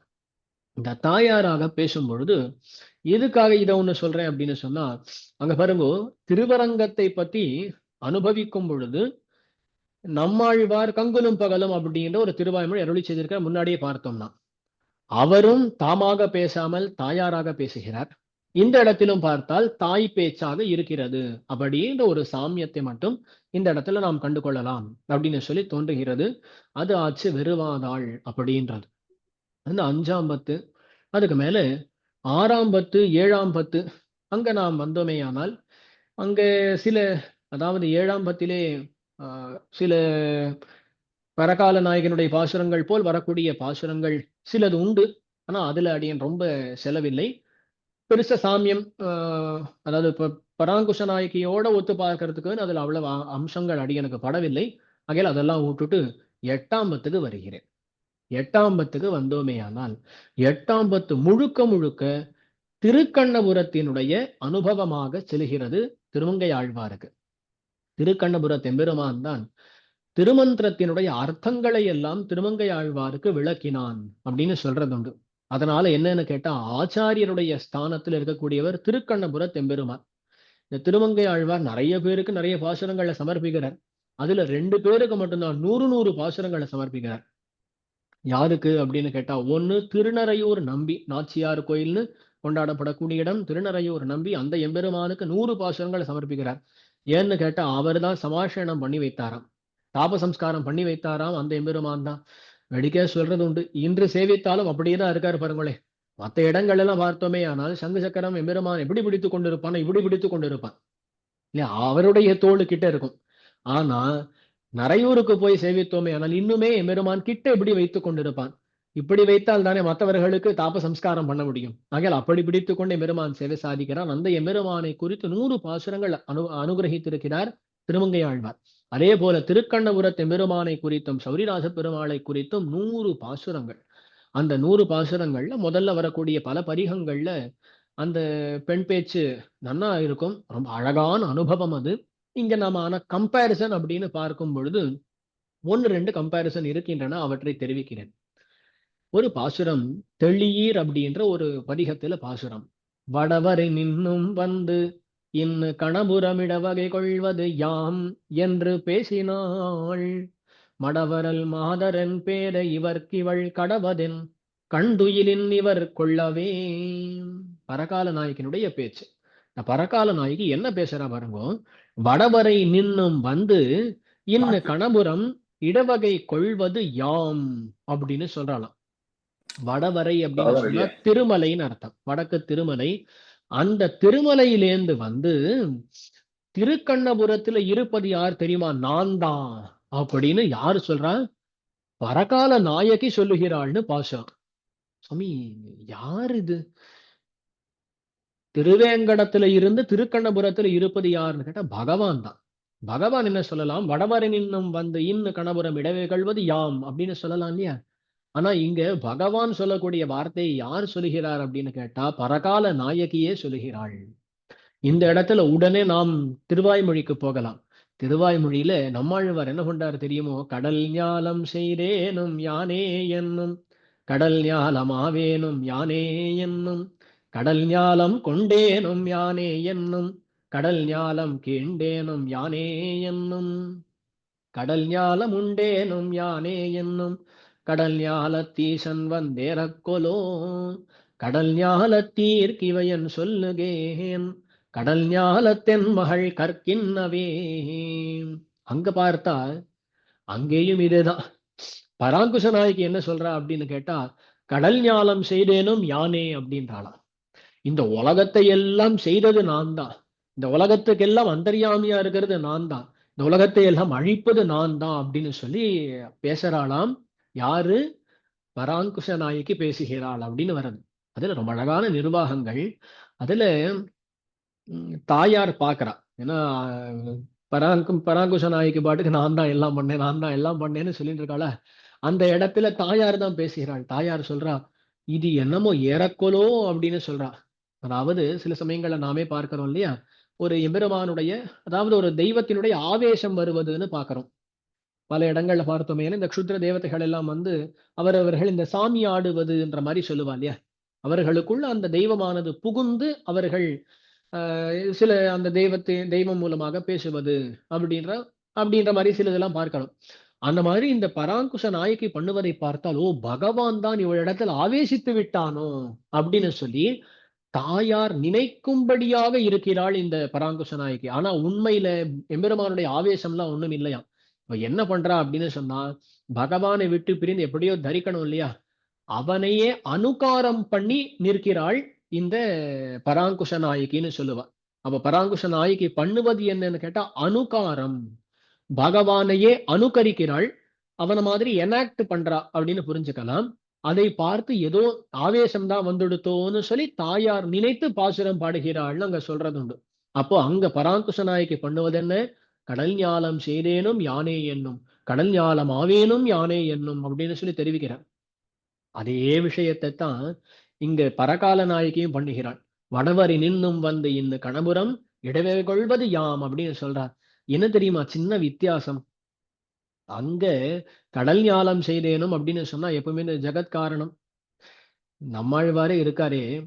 நம்ம திருவாய்மொழியை ஆரம்பத்துல பார்க்கிறோம். உயர் வர உயர்நலம் உடையவன் எவனவன் மயர் வர மதிநலம் அருளினன் எவனவன் நின்றனர் இருந்தனர் கிடந்தனர் திரிந்தனர் நின்னிலர் இருந்திலர் கிடந்திலர் திருந்திலர். இந்த பாசுரங்கள்லாம் பார்த்தா நமக்கே சுவாமி என்னதான் பேச வர்றார், கொஞ்சம் குழப்பமாவே இருக்கேன்னு தோன்றதா இல்லையா?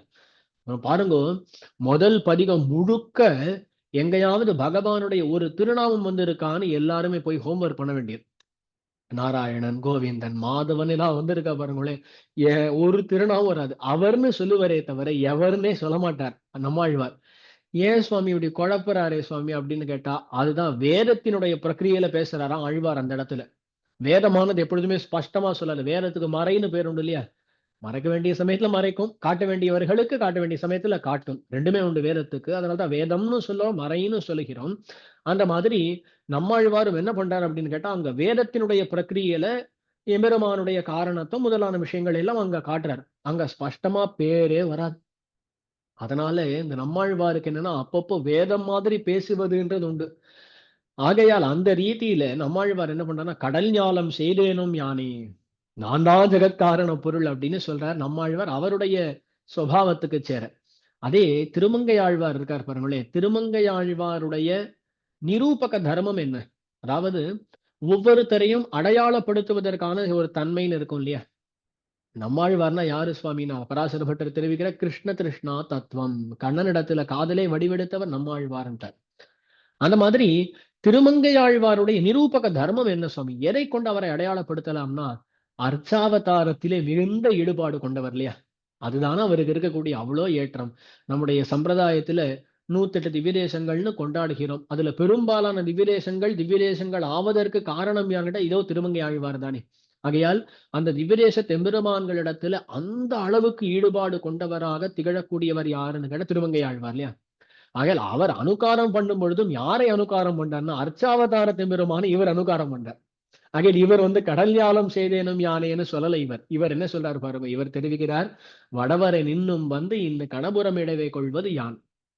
அதாவது திருவேங்கடமுடையானும் நான் தான், இதோ திருக்கண்ணபுரத்துல இருக்கக்கூடிய சௌரிராஜ பெருமாளும் நான் தான் அனுகாரம் பண்றார். ஏன்னா இவருடைய நோக்கு எப்பொழுதுமே அர்ச்சாவதாரத்துல தான். அவருக்கு பூமியை எல்லாம் படைத்தது யாரு, உலகத்தை எல்லாம் படைத்தது யார், அதுல நோக்கு உண்டு அவருக்கு. அதுல மட்டும்தான் நோக்குன்னு சொல்ல, அதுல எல்லாம் உண்டு. ஆனா திருமங்கை ஆழ்வார்க்கு எப்பொழுதுமே அர்ச்சாவதாரத்துலதான் நோக்கு.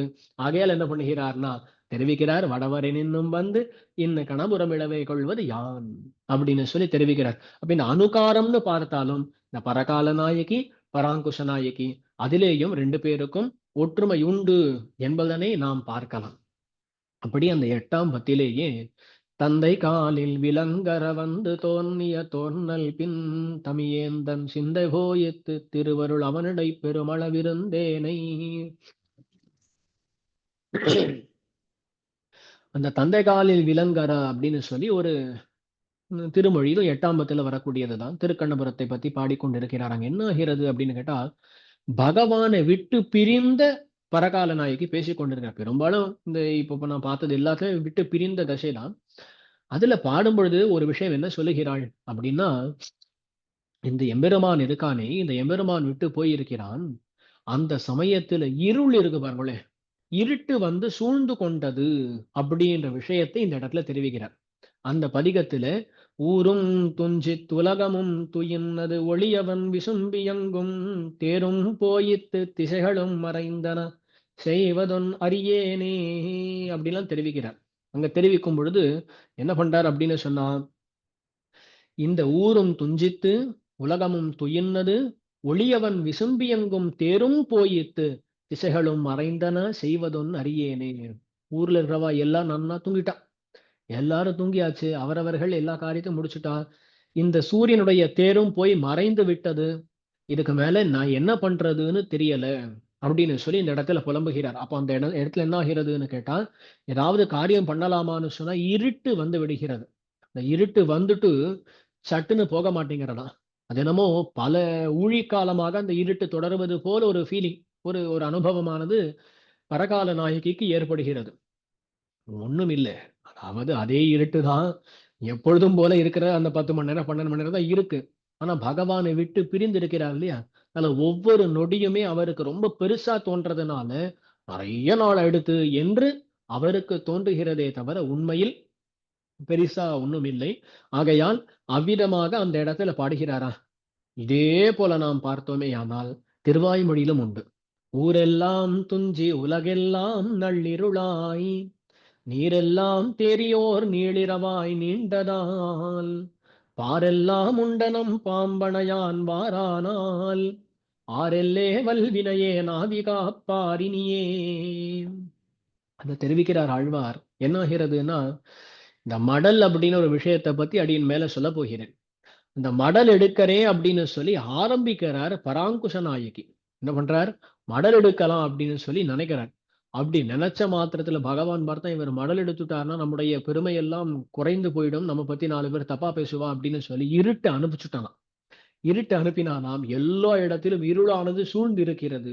ஊரெல்லாம் துஞ்சி உலகெல்லாம் நள்ளிருளாய் நீரெல்லாம் தேறியோர் நீரிரவாய் நீண்டதால் அப்படின்னு சொல்லி எல்லா இடத்துலயும் இருட்டு வந்துடுது. இருட்டு வந்து குப்புன்னு மூடின்னு இருக்கு. அதுவும் அந்த இருட்டானது ஒரு நாளும் முடிய மாட்டேங்கிறது, இந்த இரவானது முடியவே மாட்டேங்கிறதுன்னு சொல்லி கதறுகிறார் நம்மாழ்வார். பாருங்க, இங்க பரகால நாயகியும் கூட ஊரும் துஞ்சித்து உலகமும் துயின்னது அப்படின்னு தெரிவிக்கிறார். ஊரெல்லாம் துஞ்சி உலகெல்லாம் நாள் இருளாய் அப்படின்னு தெரிவிக்கிறார் பராங்குஷ நாயகியும். அந்த பரகால நாயகி பராங்குஷ நாயகின்னு பார்த்தா இவாளுக்கும் அந்த விட்டு பிரிந்த தசையில இருட்டானது இருட்டாக இருப்பது போலவும் அது ரொம்பவே நீள்வது போலவும் ஒரு அனுபவம் என்பதனையும் நாம் ஒரு சாமியமாக பார்க்கலாம். இது 8ஆம் பத்துல இருக்கக்கூடிய சாமியங்கள். அதுக்கு மேல நிறைய அம்சங்கள் இருந்தாலும் ஒன்று சொல்லி பெரிய திருமொழியை முடிச்சுக்கிறேன். பெரிய திருமொழியில ரொம்ப அழகான ஒரு பதிகம். காதில் கடிப்பிட்டு கலிங்கமுடுத்து தாது நல்ல தன்னந்துழாய் கொடணிந்து போது மறித்து புறமே வந்து நின்னீர் ஏது இருவென் இருவென் இருவென்னோ. அதாவது ஊடல் பதிகங்கள் அப்படின்னு சொல்லி சிலர் சொல்றது உண்டு. ஊடல் அப்படின்னு சொன்னாலே பிரணய ரோஷம் அப்படின்னு சொல்றோம், பிரணய கோபம் அப்படின்னு சொல்றது உண்டு. அது என்ன சுவாமி, கோபத்துக்கும் பிரணய கோபத்துக்கும் என்ன வித்தியாசம் அப்படின்னு கேட்டா சின்ன வித்தியாசம்தான். காதல்னால கோபம் ஏற்பட்டா அது பிரணய கோபம், வெறுமனே கோபம் ஏற்பட்டா அது கோபம் இல்லையா? இங்க பகவானிடத்துல பிரணயத்தினால, பிரணயம்னா காதல், காதலினாலே கோபம் கொண்டு ஆழ்வார் பாசுரம் பாடுகிறார். பிரணய கோபத்துல பாடக்கூடிய பாசுரங்கள் அவற்றைத்தான் நாம் ஊடல் பதிகங்கள் அப்படின்னு சொல்றோம். இது பரகால நாயகியினுடைய பாசுரங்களிலும் உண்டு, பராங்குஷ நாயகனுடைய பாசுரங்களிலும் உண்டு. குலசேகர பெருமானும் ஒரு விதமாக பெருமாள் திருமொழியில ஊடல் பாசுரங்களை அருளி செய்கிறார். இருந்தால் நமக்கு இப்போ வேண்டியது பராங்குஷ நாயகி, பரகால நாயகி. பரகால நாயகி ஒரு இடைப்பெண்ணாக தன்னை பாவித்துக் கொள்கிறாள். இடைப்பெண்ணாக இருக்கும் பொழுது அங்க என்ன ஆகிறதுன்னா பகவான் கொஞ்சம் தாமதமாக வருகிறான். பகவான் சற்றே தாமதமாக வருகிறான். எவ்வளவு தாமதம் அப்படின்னு கேட்டா ஒன்றும் கிடையாது. ஒரு ஒரு 2 நிமிஷம் 3 நிமிஷம், ஒரு 6 மணி நேரம், 6 மணி உபன்யாசம் அப்படின்னு சொன்னா எல்லாம் முடிச்சுன்னு அப்படியே ஆரம்பிக்கிறதுக்கு ஒரு 6:05 ஆயிடுறது பாருங்களேன். அது தப்பு கிடையாது. அதெல்லாம் எப்பவுமே கிரேஸ் டைம்னு சொல்லி அதெல்லாம் மன்னிச்சிடணும் இல்லையா? அந்த மாதிரி பகவானும் கூட சரி 6 மணி சொல்லி இருக்க ஒரு 5 நிமிஷத்துல வந்துடலாமே அப்படின்னு சொல்லி வருவதற்குள்ள அவ்வளோ கோபம் வந்துடுறது இந்த பரகால நாயகிக்கு. என்ன பண்றாளாம், பகவான் வரும் பொழுது கதவை சாத்தி விடுறாளாம். கதவை சாத்தி விட்டு என்ன சொல்றா தெரியுமோ, காதில் கடிப்பிட்டு கலிங்கமுடுத்து தாது நல்ல தன்னந்துழாய் கொடணிந்து போது மறித்து புறமே வந்து நின்னீர். பகவான் என்ன பண்ணியிருக்கான் அப்படின்னு சொன்னால், பரகால நாயகி இன்று நாம் பார்க்க போகிறோம். கண்ணன் பண்றானா இதெல்லாம்? பரகால நாயகி இன்று நாம் பார்க்க போகிறோம், நல்ல அலங்காரம் எல்லாம் பண்ணிட்டு போக வேண்டாமா அப்படின்னு கண்ணன் யோசித்து காதில் கடிப்பிட்டு, புதுசா எப்பொழுதுமே காதெல்லாம் பெருசா ஆபரணம் எல்லாம் சூட்டிக்க மாட்டானா, அன்றுன்னு பார்த்து பரகால நாயகிக்காக காதுல சில ஆபரணங்கள் எல்லாம் சூட்டி கொண்டானாம். காதில் கடிப்பிட்டு கலிங்க முடுத்து அன்றுன்னு பார்த்து நல்லா ஜரிகை உத்திரியெல்லாம் எடுத்துட்டு அதை நல்லா மடிச்சு அழகா கட்டிட்டு வரானாம். கலிங்க முடுத்து தாது நல்ல தன்னந்துழாய் கொடணிந்து, அதுக்கு மேல திருத்துழாய் மாலை, அந்த திருத்துழாய் மாலை எல்லாம் நன்றாக அவன் சாத்தி கொண்டு வருகிறான். தாது நல்ல தன்னந்துழாய் கொடு அணிந்து, அணிந்து கொடுன்னு அர்த்தம். இது எல்லாம் பாவம் எதுக்காக அவனுக்கு தாமதம் இருக்குன்னு இதனாலதான். எப்பொழுதுமே புதுசா அலங்காரம் பண்ணிக்கிறவா வேற அலங்காரம் பண்ணிக்க ஆரம்பிச்சான்னு வச்சுக்கோங்களேன், நாழி ஆகத்தான் செய்யும். அந்த மாதிரி இந்த பரகால நாயகிக்காகன்னு சொல்லி அவன் அலங்காரம் எல்லாம் பண்ணிட்டு வரலாம்னு ஆரம்பித்ததுல கொஞ்சம் தாமதம் எடுத்து ஒரு 5 நிமிஷம் தாமதமா வந்துட்டான். இவர் சொல்றார், போது மறித்து புறமே வந்து நின்னீர்.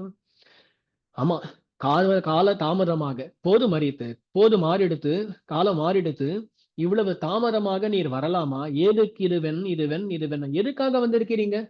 எதுக்கு இதுவென் இதுவென் இதுவென்னோ அப்படின்னு சொல்லி ஆழ்வார் கேட்பதாக அங்க வருகிறது. அப்ப நீர் உம்மெல்லாம் உள்ளலாம் விட முடியாது, எங்க வேணுமோ அங்க போய்க்கோ. தக்காறு பலர் தேவிமாறு சால உடையீர் எக்கே இதுவென் இதுவென் இதுவென்னோ. அம்மா உமக்கு வேண்டியவாளும் நிறைய பேர் இருக்கா, நான் மட்டும் தானா, வேணும் அங்கெல்லாம் போய்க்கும், இங்க வராதியும் அப்படின்னு சொல்லி அந்த எம்பெருமானையே தள்ளிவிடக்கூடிய, பாக்குறோம் இல்லையா? பல இடங்கள்ல கோயில்கள் எல்லாம் மட்டையடி உற்சவம்னு சேவிக்கிறோம் இல்லையா? கதவை சாத்திட்டு அந்த தாயார் நான் உள்ள விட மாட்டேன் அப்படின்னு சொன்னா எம்பெருமான் பாவம் கஷ்டப்பட்டு கடைசியில என்னென்னமோ எல்லாம் பண்ணி என்னென்னமோ இல்லாத பிரதிஜைகள் எல்லாம் பண்ணி உள்ள வர வேண்டியிருக்க நம்பெருமாள் இடத்துல நல்லா சேவிக்கலாம். பங்குனி உத்திரத்தன்று பெரிய உற்சவமா நடக்கிறது இல்லையா? அந்த மாதிரி இங்க பிரணய கோபத்தால ஆழ்வார் இவ்விதமாக பண்ணுவதுன்ற ஒன்றை நாம் பார்க்கிறோம். அதுல காதில் கடிப்பிட்டு கலிங்கம் முடித்து தாது நல்ல தன்னந்துழாய் கொடு அணிந்து அப்படின்னு சொல்லி 3 பார்த்தோமா? அதுல ஆழ்வார் என்ன தெரியுமா தெரிவிக்கிறார்? இந்த 3மே வேண்டாமே, நான் காதுக்கு ஆபரணம் வேணும்னு நான் கேட்டேனா? இல்ல நல்ல உத்திரிய சாத்திட்டு வரணும்னு நான் கேட்டேனா? இல்ல திருத்துழாய் மாலையெல்லாம் சாத்தி கொண்டு வரணும்னு நான் கேட்டேனா? நீர் எப்படி இருந்தீரோ அப்படியே வந்திருக்கலாமே. எனக்கு வேண்டியது காலம் முன்னாடியே வந்திருக்கணும். உம்மோட அந்த 5 நிமிஷம் அனுபவம் இல்லாமல் போச்சே. ஏதுக்கு இதுவென்னோ 3 பண்ணிட்டு வந்தான். இதுவென்னோன்னு 3 கேள்வி கேட்கிறார். இது எதுக்காக? இதெல்லாம் தேவையில்லை. நீர் பாட்டுக்கு வந்திருக்கலாமே. தேவரீர் புழுதி அலைந்த பொன்மேனி காணப்பெரிது முகப்பன். இது யசோதை சொல்லக்கூடிய வார்த்தையா இருந்தாலும் என்ன தெரிவிக்கிறாங்க அப்படின்னா, நீ எல்லா இடத்துக்கும் போய் உன்னுடைய மேனி முழுக்க அப்படியே புழுதியா இருக்கணும். அதை பார்த்தாதான்டா எனக்கு சந்தோஷம்னு சொல்றா யசோதை பிராட்டி. அந்த மாதிரி இங்க பரகால நாயகியும் யார் அலங்காரம் பண்ணிட்டு வர சொன்னா அப்படியே வந்தாதான் எனக்கு பிடிச்சிருக்கு. அப்படியே தான் வந்து இருக்கணும்.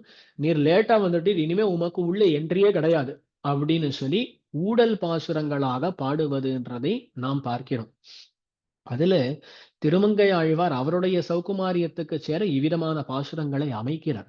அதுல இதே மாதிரி ஒரு பதிகம் தான் மின்னிடை மடவாறுகள் அப்படின்னு சொல்லி நம்மாழ்வாருடைய திருவாய்மொழியிலும் வருகிறது. அங்கேயும் இதே கதை தான், கிட்டத்தட்ட இதேதான். அங்க மின்னிடை மடவார்கள் நின்னருள் சூடுவார் மனம்பாடி நிற்க அப்படின்னு சொல்லி ரொம்ப அழகான மின்னிட மடவார்கள் இன்னருள் சூடுவார் முன்பு நான் அஞ்சுவன் மண்ணுடை இலங்கை அரண் காய்ந்த மாயவனே உன்னுடைய சுண்டாயம் நான் அறிவன் இனி அது கொண்டு செய்வதன் என்னுடைய பந்தும் கழலும் தந்து போகு நம்பி கிளம்பு போகு நம்பின்னு சொல்றார். அதுதான் பார்க்கணும். நம்முடைய ஆச்சாரியர்கள் பல இடங்கள்ல வியப்பதுண்டு. இதே ஆழ்வார்கள் தான் ஒவ்வொரு இடத்திலும் காணவாராய்ன்னு கதர்றா. அவனே வந்து நிற்கும் பொழுது போகு நம்பின்னு சொல்றாள். இது என்ன நிலைன்னு சொல்லி வியக்கிறார்கள் அவர்கள். அப்ப அந்த அளவுக்கு அந்த எம்பெருமானிடத்துல காதல், அந்த காதலே ஒரு கோபமாக பரிணமித்து அவனை நீ போகுன்னு சொல்ல அவனா போக மாட்டேன் இருந்து கடைசியில் அனுபவம் கொடுத்து போவதாக வருகிறது. ஆனா என்னன்னா இங்க ஆழ்வார் திருமங்கை ஆழ்வார் என்ன பண்றாங்க, இது வெண் அப்படின்னு சொல்லி கேள்வி கேட்கிறார். அங்க நம்மாழ்வார் கொஞ்சம் என்ன இருந்தாலும் இவரளவுக்கு சௌகுமாரியம் கிடையாதுன்னு சொல்றது உண்டு நம்மாழ்வார் இடத்துல. அதனால என்ன பண்ற, போகு நவினி கிளம்பு அப்படின்னு சொல்றாரு. அதுக்கு மேல ஒரு நான் தடி விணக்கே இந்த மாதிரி எல்லாம் நிறைய அந்த வர்ணனங்கள் உண்டு. அந்த இடத்துல ஒரு இடத்துல தெரிவிக்கிறார், இந்த மாதிரி எல்லாம் பண்ணா கடைசியில அடிதான் விழும் அப்படின்றார். ஒரு நான் தடி பிணக்கே அப்படின்னு சொல்றாரு நம்மாழ்வார். அந்த அளவுக்கு நம்மாழ்வாருடைய அனுபவம் அந்த இடத்துல. நான் திருமங்கை ஆழ்வார் அப்படி கிடையாது. அவர் அப்படிலாம் சொல்ல இது வெண் அப்படின்னு சொல்லி அந்த கேள்வியோட நிற்கிறார் திருமங்கை ஆழ்வார். அதிலேயும் 2 பேருடைய சுபாவங்கள் இருக்கக்கூடிய வித்தியாசங்களை நாம் உன்னிப்பாக கவனித்தால் தெரிய வரும். அப்படி ஊடல்.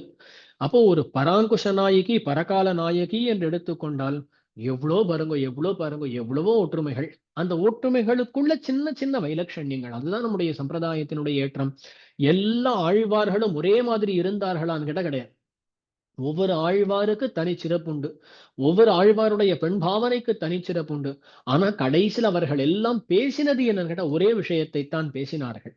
இப்போ நம்முடைய சம்பிரதாயம்னு சொல்லலாம், நம்முடைய தர்மம்னு சொல்லலாம், எல்லாத்திலும் இந்த யூனிட்டி இன் டைவர்சிட்டி இல்லையா, அந்த ஒரு சிறப்பை இந்த இடத்திலும் நாம் பார்க்கலாம். ஆனால் அவ்வளோ வேற்றுமைகள் இருந்தாலும் கருத்துல ஒரே விதமாக இருந்தார்கள். பகவான்னா பகவான் தான். பகவானுடைய அர்ச்சாவதாரத்தை ஒருத்தர் விரும்புகிறார், கண்ணனாகிற அவதாரத்தை ஒருத்தர் விரும்புகிறார், அந்தர்யாமித்வத்தை ஒருத்தர் விரும்புகிறார் ஆழ்வார்கள்ல. அப்படி இருந்தாலும் கடைசியில எல்லாரும் பகவானை தவிர மற்றொரு இடத்துக்கு போகல பாருங்க. அவ்விதமாக நாம் அவர்களுடைய அனுபவங்களை எல்லாம் பார்க்க வேண்டும். அப்படி நாம் பார்த்து கொண்டு வந்தால் திருமங்கை ஆழ்வாருடைய பெரிய திருமொழி அதுல பெரும்பாலான அம்சங்களை நாம் அனுபவித்தோம். அதுக்கு மேல பார்த்தோமே ஆனால் திருக்குறுந்தாண்டகம் அப்படின்றதுல சாமியம் அப்படின்னு சொல்றதுக்கு பெருசா இல்லை. ஏன்னா அங்க பரகால நாயகியினுடைய பாவம் வருவது கிடையாது. ஆகையால் அந்த திருக்குறுந்தாண்டகத்தை இன்றைய உபன்யாசத்துல நம்ம விஷயமாக வைத்துக் கொள்ள முடியாது. அதை விட்டு அடுத்து சென்றோமேயானால் திருவெழுகூத்திருக்கை. திருவெழுகூத்திருக்கையில ரொம்ப ஸ்பஷ்டமாக இது பரகால நாயகியா திருமங்கை ஆழ்வாரான்னு கேட்டா பெரும்பாலும் திருமங்கை ஆழ்வாருடைய பாவனையாகத்தான் அங்கும் செல்கிறது. இருந்தாலும் ஏதோ ஒரு சாமியம் சொல்லணும் அப்படின்னு சொன்னால் நம்மாழ்வாருக்கும் திருமங்கை ஆழ்வாருக்கும் ஒரு சாமியம் சொல்லலாம். நம்மாழ்வார் என்ன பண்ணியிருக்கார் அப்படின்னு சொன்னால் ஆறாவமுதே அப்படின்ற ஒரு திருமொழியை, ஒரு திருவாய்மொழியை, ஒரு பதிகத்தை திருக்குடந்தை ஆறாவமுதனுக்கு சமர்ப்பித்திருக்கிறார். இவர் பார்த்தார், அவர் ஒரு பதிகம் சமர்ப்பித்தார், நாம் ஒரு பிரபந்தத்தையே சமர்ப்பிப்போம் அப்படின்னு சொல்லி திருவெழுக்கூத்திருக்கை என்கிற ஒரு பிரபந்தத்தையே ஆறாவமுதனுக்கு சமர்ப்பித்ததாக சொல்லுவதுண்டு. அந்த திருக்குடந்தை ஆறாவமுதனிடத்துல மிகுந்த ஈடுபாடு கொண்டவராகத்தான் திருமங்கை ஆழ்வார் எழுந்தருளியிருக்கிறார். பல இடங்கள்ல அவரை பற்றி தான் பேசுகிறார். திருநெடுந்தாண்டகத்திலும் கடைசியில திருக்குடந்தை எம்பெருமானை பற்றி பேசித்தான் பரமபதத்துக்கு எழுந்தருளுவதாகவும் ஆச்சாரியர்கள் தெரிவிப்பதுண்டு. இவ்விதமாக பல சாமியங்கள் நம்மாழ்வாருக்கும் திருமங்கை ஆழ்வாருக்கும் பார்க்கலாம். சரி, இருந்தாலும் திருவெழுக்கூத்திருக்கை, அதுக்கு மேல 2 மடல்கள், சிறிய திருமடல் பெரிய திருமடல் இல்லையா? இந்த சிறிய திருமடல் பெரிய திருமடல் என்று எடுத்துக்கொண்டால் இதுக்கும் பராங்குச நாயகிக்கும் நல்ல சம்பந்தம் உண்டு. சிறிய திருமடல் பெரிய திருமடல் ரெண்டுமே பரகால நாயகியாக இருந்து கொண்டுதான் திருமங்கை ஆழ்வார் பாடுகிறார். அதுல காரார் வரை கொங்கை கண்ணார் கடலுடுக்கை என்று ஆரம்பித்து சில வரிகள் திருமங்கை ஆழ்வாராக பாடுகிறார் அப்படின்னும் பரகால நாயகியாகவே ஆரம்பித்து பாடுகிறார் அப்படின்னு சொல்லி சின்ன கருத்து வேறுபாடுகள் இருந்தாலும் பெரும்பாலான பகுதி பரகால நாயகியாகத்தான் பாடுகிறார். இவர் ஏன் 2 திருமடல்கள் அருளி செய்திருக்கிறார் அப்படின்னு கேட்டா, அதுக்கு திருவாய்மொழியில நம்மாழ்வார் மடல்களை பத்தி என்ன பேசியிருக்கிறார்னு பார்க்கணும். மாசரு சோதி அப்படின்னு சொல்லி ஒரு திருவாய்மொழி, மாசரு சோதி என் செய்யவாய் மணிக்குன்னத்தை அப்படின்னு சொல்லி ஆரம்பித்து வரக்கூடிய திருவாய்மொழி. அதுல என்ன ஆகிறதுன்னு கேட்டா, 2 பாசுரங்கள்ல நான் மடல் எடுப்பேன் அப்படின்னு சொல்லி நம்மாழ்வார் தெரிவிக்கிறார். குதிரியாய் மடலூர்துமே அப்படின்னு பாசுரம் முடியும். பொதுவாய் எந்த வார்த்தையில முடிகிறதோ அந்த வார்த்தையில தானே அடுத்த பாசுரம் ஆரம்பிக்கும். திருவாய்மொழி அந்தாதியாக இருக்கக்கூடியது. அதனால யாம் அடலூர்தும்னு முடிச்சதுனால யாம் அடலூர்தும் எம் ஆழியங்கை பிரானுடைய அடுத்த பாசுரத்துல யாம் அடலூர்தும் அப்படின்ற வார்த்தை வரும்.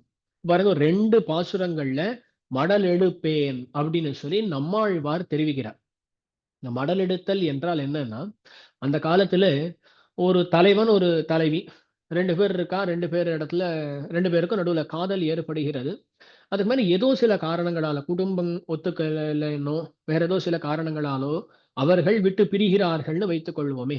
அதுல என்ன ஆகும் அப்படின்னு சொன்னா, அதுல இந்த தலைவன் என்ன பண்ணுவான் அப்படின்னா, அந்த தலைவியை குறித்து நான் மடல் எடுப்பேன் அப்படின்னு சொல்லி மடல் எடுக்க தொடங்குவான். மடல் எடுத்தல்னா என்ன அப்படின்னு சொன்னா, அதாவது பண ஓலை, அந்த பண ஓலையை கொண்டு பெருசா அந்த பண ஓலையில அந்த காதலினுடைய படத்தை அவனே வரைவானாம்.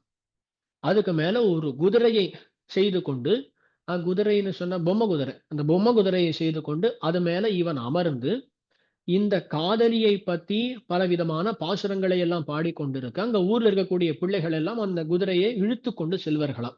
அப்படி ஊர்ல அவன் சுத்தி கொண்டிருப்பான். அந்த காதலியை பத்தி பேசிக்கொண்டு தன்னை துன்புறுத்தி கொண்டு அவளை படமாக வரைந்திருப்பான்ல அதையே பார்த்து கொண்டு அப்படியே சுத்துவானாம். ஊர் முழுக்க சுத்தி இதன் மூலமா என்ன காட்டுறான் அப்படின்னு சொன்னா, அவளிடத்துல நான் காதல் கொண்டிருக்கிறேன், அவள் என்னை ஏமாத்தி விட்டாள் அல்லது அவர்களுடைய குடும்பத்தினர் எனக்கு கொடுக்க மாட்டேங்கிறார்கள் அப்படின்றதை ஊருக்கே அறிவிக்கிறான். அதுக்கு மேல என்ன பண்ணுவாளாம், என்ன மடல் எடுக்கிறதுன்னு ஆரம்பிச்சாச்சுன்னு சொன்னா, அந்த தலைவி கிடைத்து விட்டாலேயானால் அல்லது சுகமாக வாழ்வான். ஒருவேளை கிடைக்கலன்னு சொன்னா அந்த மடல் எடுத்தல் என்பது எங்க முடியும்னு கேட்டா, தன்னுடைய உயிரை மாய்த்து கொள்ளுதலே தான் அந்த மடல் எடுப்பதுன்றது முடியுமா. அந்த மாதிரி பண்ணிவிடுவான். அதுல பெரும்பாலும் என்ன ஆகும்னு சொன்னா, மடல் எடுக்கிறான்னு கேட்டவுடனே அந்த குடும்பத்தினரே, ஐயோ நம்முடைய குடும்பத்துக்கே அவப்பெயராக முடியுமே என்று பார்த்து அவர்களே பெண்ணை கொடுத்து விடுவார்கள். அரசன் பார்த்து இவ்வளவு காதல் கொண்டிருக்கிறான், அவனுக்கு கொடுக்காமல் ஏன் நீங்கள் தவிர்க்கிறீர்கள் அப்படின்னு சொல்லி அரசன் ஆணை பிறப்பித்து பண்ணி வைப்பான். ஏதோ ஒரு விதமாக அவர்கள் சேர்ந்து விடுவார்கள். சேரலன்னு சொன்னா கடைசியில உயிர் மாய்த்து கொள்ளுதலிலே தான் முடியும் மடல் எடுத்தல் என்பது. இந்த காரியத்தை நம்மாழ்வாரோ திருமங்கை ஆழ்வாரோ பண்ண போகிறோம் அப்படின்னு சொல்றாளே தவிர அவர்கள் பண்ணவில்லை என்பதனை நாம் குறிக்கொள்ள வேண்டும். பின்ன ஏன் சுவாமி இப்படி எல்லாம் பண்ணுகிறார்கள்னு கேட்டா, எப்படியாவது அவனை பெற்றால் போதும் அப்படின்ற ஒரு ஆதங்கம், ஒரு ஆதரம். அதான் முன்னாடியே சொன்னேன், அந்த பகவானுடைய குணங்களை நினைத்து இந்த பெண் பிள்ளைகள் என்ன பண்ணுகிறார்கள், எப்படியாவது அவனை பெற வேண்டும்னு சொல்லி பார்க்கிறார்கள். அந்த சமயத்துல இந்த தாயோ மற்றவர்களும் வேண்டாமா அப்படின்லாம் எவ்வளவோ சொல்லி பார்த்தாலும் கூட அவர்கள் கேட்காமல் நான் பண்ணியே தீருவேன் அப்படின்ற அந்த காதலினாலே செய்யக்கூடிய காரியம்தான் இது. ஆகையால் நம்மாழ்வார் என்ன பார்க்கிறார்னா, மடல் எடுப்பேன் அப்படின்னு சொன்னா அவன் பயந்து வந்துடுவான் அப்படின்னு அவனை அச்சமுறுத்தி காரியம் கொள்ள வேண்டும் என்பதற்காக பண்ணக்கூடிய இது மடல் எடுப்பேன் என்று சொல்லுவது. ஒரு 2 பாசுரங்கள் நான் மடல் எடுப்பேன்னு சொல்லி நம்மாழ்வார் தெரிவிக்கிறார். இந்த மடல் எடுப்பேன்னு சொன்னாரா, உடனே தான் அந்த ராத்திரி வேளை வந்து இருள் மூடி விடுகிறது, அவரால் மடல் எடுக்க முடியல. அப்ப அச்சமுறுத்து நிற்கிறார் நம்மாழ்வார். அந்த நம்மாழ்வாருடைய பிரபந்தங்கள் இருக்கக்கூடிய விஷயங்களை சுருக்கமாக விரிவாக சொல்லக்கூடியவர் தான் திருமங்கை ஆழ்வார். 4 தூதை 4 பாசுரங்கள்ல சொன்னார்னு பார்த்தோம் இல்லையா? 4 தூது பரிகங்களை 4 பாசுரங்கள்னு சொன்னா, விரிவாக சொன்னதை சுருக்கமாக சொல்லுதல் அதையும் பண்ணுகிறார் திருமங்கை ஆழ்வார். அதே மாதிரி 2 பாசுரங்கள்ல சொன்ன அந்த மடலூருவேன் என்கிற விஷயத்தை இவர் 2 பிரபந்தமாகவே ஆகிறார். அது இவருடைய ஏத்தமாக பார்க்கிறோம். ஆகையால் இதுலேயும் நம்மாழ்வாரை பின்பற்றக்கூடியவராக தான் இருக்கார். இங்க நம்மாழ்வார் 2 பாசுரங்கள்ல சொன்னா 2 பிரபந்தத்துல சொல்றேன் அப்படின்றார். கடைசியில திருமங்கை ஆழ்வார் பண்ணுவதும் என்னன்னு கேட்டா, கடைசியில் என்ன தெரிவிக்கிறார்னா, ஊர்வன் மடல், நான் மடல் ஊறுவேன் அப்படின்னு சொல்றாரு தவிர மடல் ஊர்ந்ததாக இல்லை. மடல் ஊர்ந்ததாக இல்லை. மடல் ஊறுவேன் அப்படின்னு சொன்னாலே பகவான் வந்துடுவான் அப்படின்ற எண்ணத்தால பண்ணுகிறார். அப்படி வந்தவைகள் தான் 2 பிரபந்தங்கள், சிறிய திருமடல் பெரிய திருமடல் அப்படின்ற பிரபந்தங்கள். ஆகையால் நம்மாழ்வாருக்கும் திருமங்கை ஆழ்வாருக்கும் இந்த விஷயத்துல, அதாவது பரகால நாயகிக்கும் பராங்குஷ நாயகிக்கும் இந்த விஷயத்துல ஒற்றுமையை நாம் பார்க்கலாம். அதுல சிறிய திருமடல் என்று எடுத்துக்கொண்டோமேயானால் அதுல ஒரு கட்டுவீச்சு வருவதுன்னு ஒன்று உண்டு. அதாவது ரொம்ப அழகான சிறிய திருமடல் அனுபவம்ன்றது தனி அனுபவம், அது தனியா அனுபவித்தாக வேண்டும். அதுல என்ன ஆகும் அப்படின்னா, இந்த பரகால நாயகியாக இருக்கும் பொழுது இந்த பகவான் குடக்கூத்தாடுறேன்னு வருவான். குடக்கூத்துன்னா ஜகலிங் பண்றது, கையில குடங்களை வச்சுட்டு குடமிரண்டேந்தின்னு சொல்லி ஒரு குடத்தை அப்படி மேல போடுவான், கையில ஒரு குடம் அப்படியே சுத்தின்டே இருப்பான், நடுவில் பாறையை தட்டுவான், இந்த மாதிரி காரியங்களை பண்ணிட்டு இருப்பான் கண்ணன். அதை பார்த்து மயங்கிட்டா இந்த பரகால நாயகி. இவன் மயங்கி விட்டதை கண்டு தாயார் என்ன பண்றதுன்னு தெரியாம என்னென்னமோ காரியங்களை எல்லாம் பண்ண தொடங்குகிறாள். அந்த மாதிரி சமயத்துல எல்லாரும், அந்த ஊர்ல இருக்கிறவா எல்லாருமே மூதறியும் அம்மனை மாறு சொல்லுவார் பாரோர் சொல்லப்படும் கட்டுப்படுத்திரேல் ஆறானும் மெய்ப்படுவன் என்னார். ஆறானும் மூதறியும் அம்மனைமாறு சொல்லுவார். அங்க ரொம்ப வயசான மூதாட்டிகள்லாம் இருக்காளாம். அவ என்ன சொல்றான்னா, நீங்கள் கட்டுப்படுத்திறேன், இன்னொரு கட்டுவீச்சையை கூட்டு நீங்கள் பார்த்தீர்களே ஆனா உங்களுக்கு தெரிந்து விடும் அப்படின்னு சொல்லி அந்த வயசானவா சொல்றாளாம். அவ எவ்வளோ வயசானவா அப்படின்னு கேட்டா, அந்த பாட்டிகள்கிட்ட எல்லாம் போய், அம்மா உங்களுக்கு அவளை பத்தி சரித்திரம் தெரியுமான்னு கேட்டா எவ்வளவோ சரித்திரங்களை சொல்லுவானாம். அவள்கிட்ட போய் இந்த இந்திரன் இருக்கானே, இந்த இந்திரனுடைய கதையை சொல்லுங்களே அப்படின்னு சொன்னா அவ கேட்பாளாம், எத்தனாவது இந்திரனை பத்தி பேசணும்னு கேட்பாளாம். அந்த அளவுக்கு வயசானவாளாம், அவ்வளோ சரித்திரங்கள் தெரிந்தவர்களாம் அவர்கள். அப்படிப்பட்டவர்கள் சொல்லுகிறார்கள், இந்த கட்டுவீச்சையை கொண்டு நீங்கள் காரியம் பண்ணா நல்லா இருக்குமேன்னு அவ சொல்றாளாம். அவ சொன்னோன்னு அப்படியா சரி அப்படின்னு நினைக்கும் பொழுது அங்கேயிருந்து ஒரு கட்டுவீச்சை வந்து விடுகிறாள்.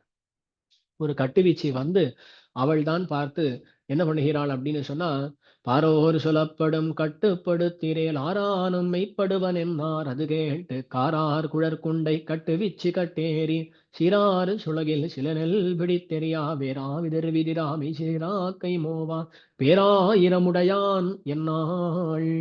அந்த கட்டுவீச்சு வந்து என்ன பண்ணுகிறாள் அப்படின்னு சொன்னார், பேராயிரமுடையான்.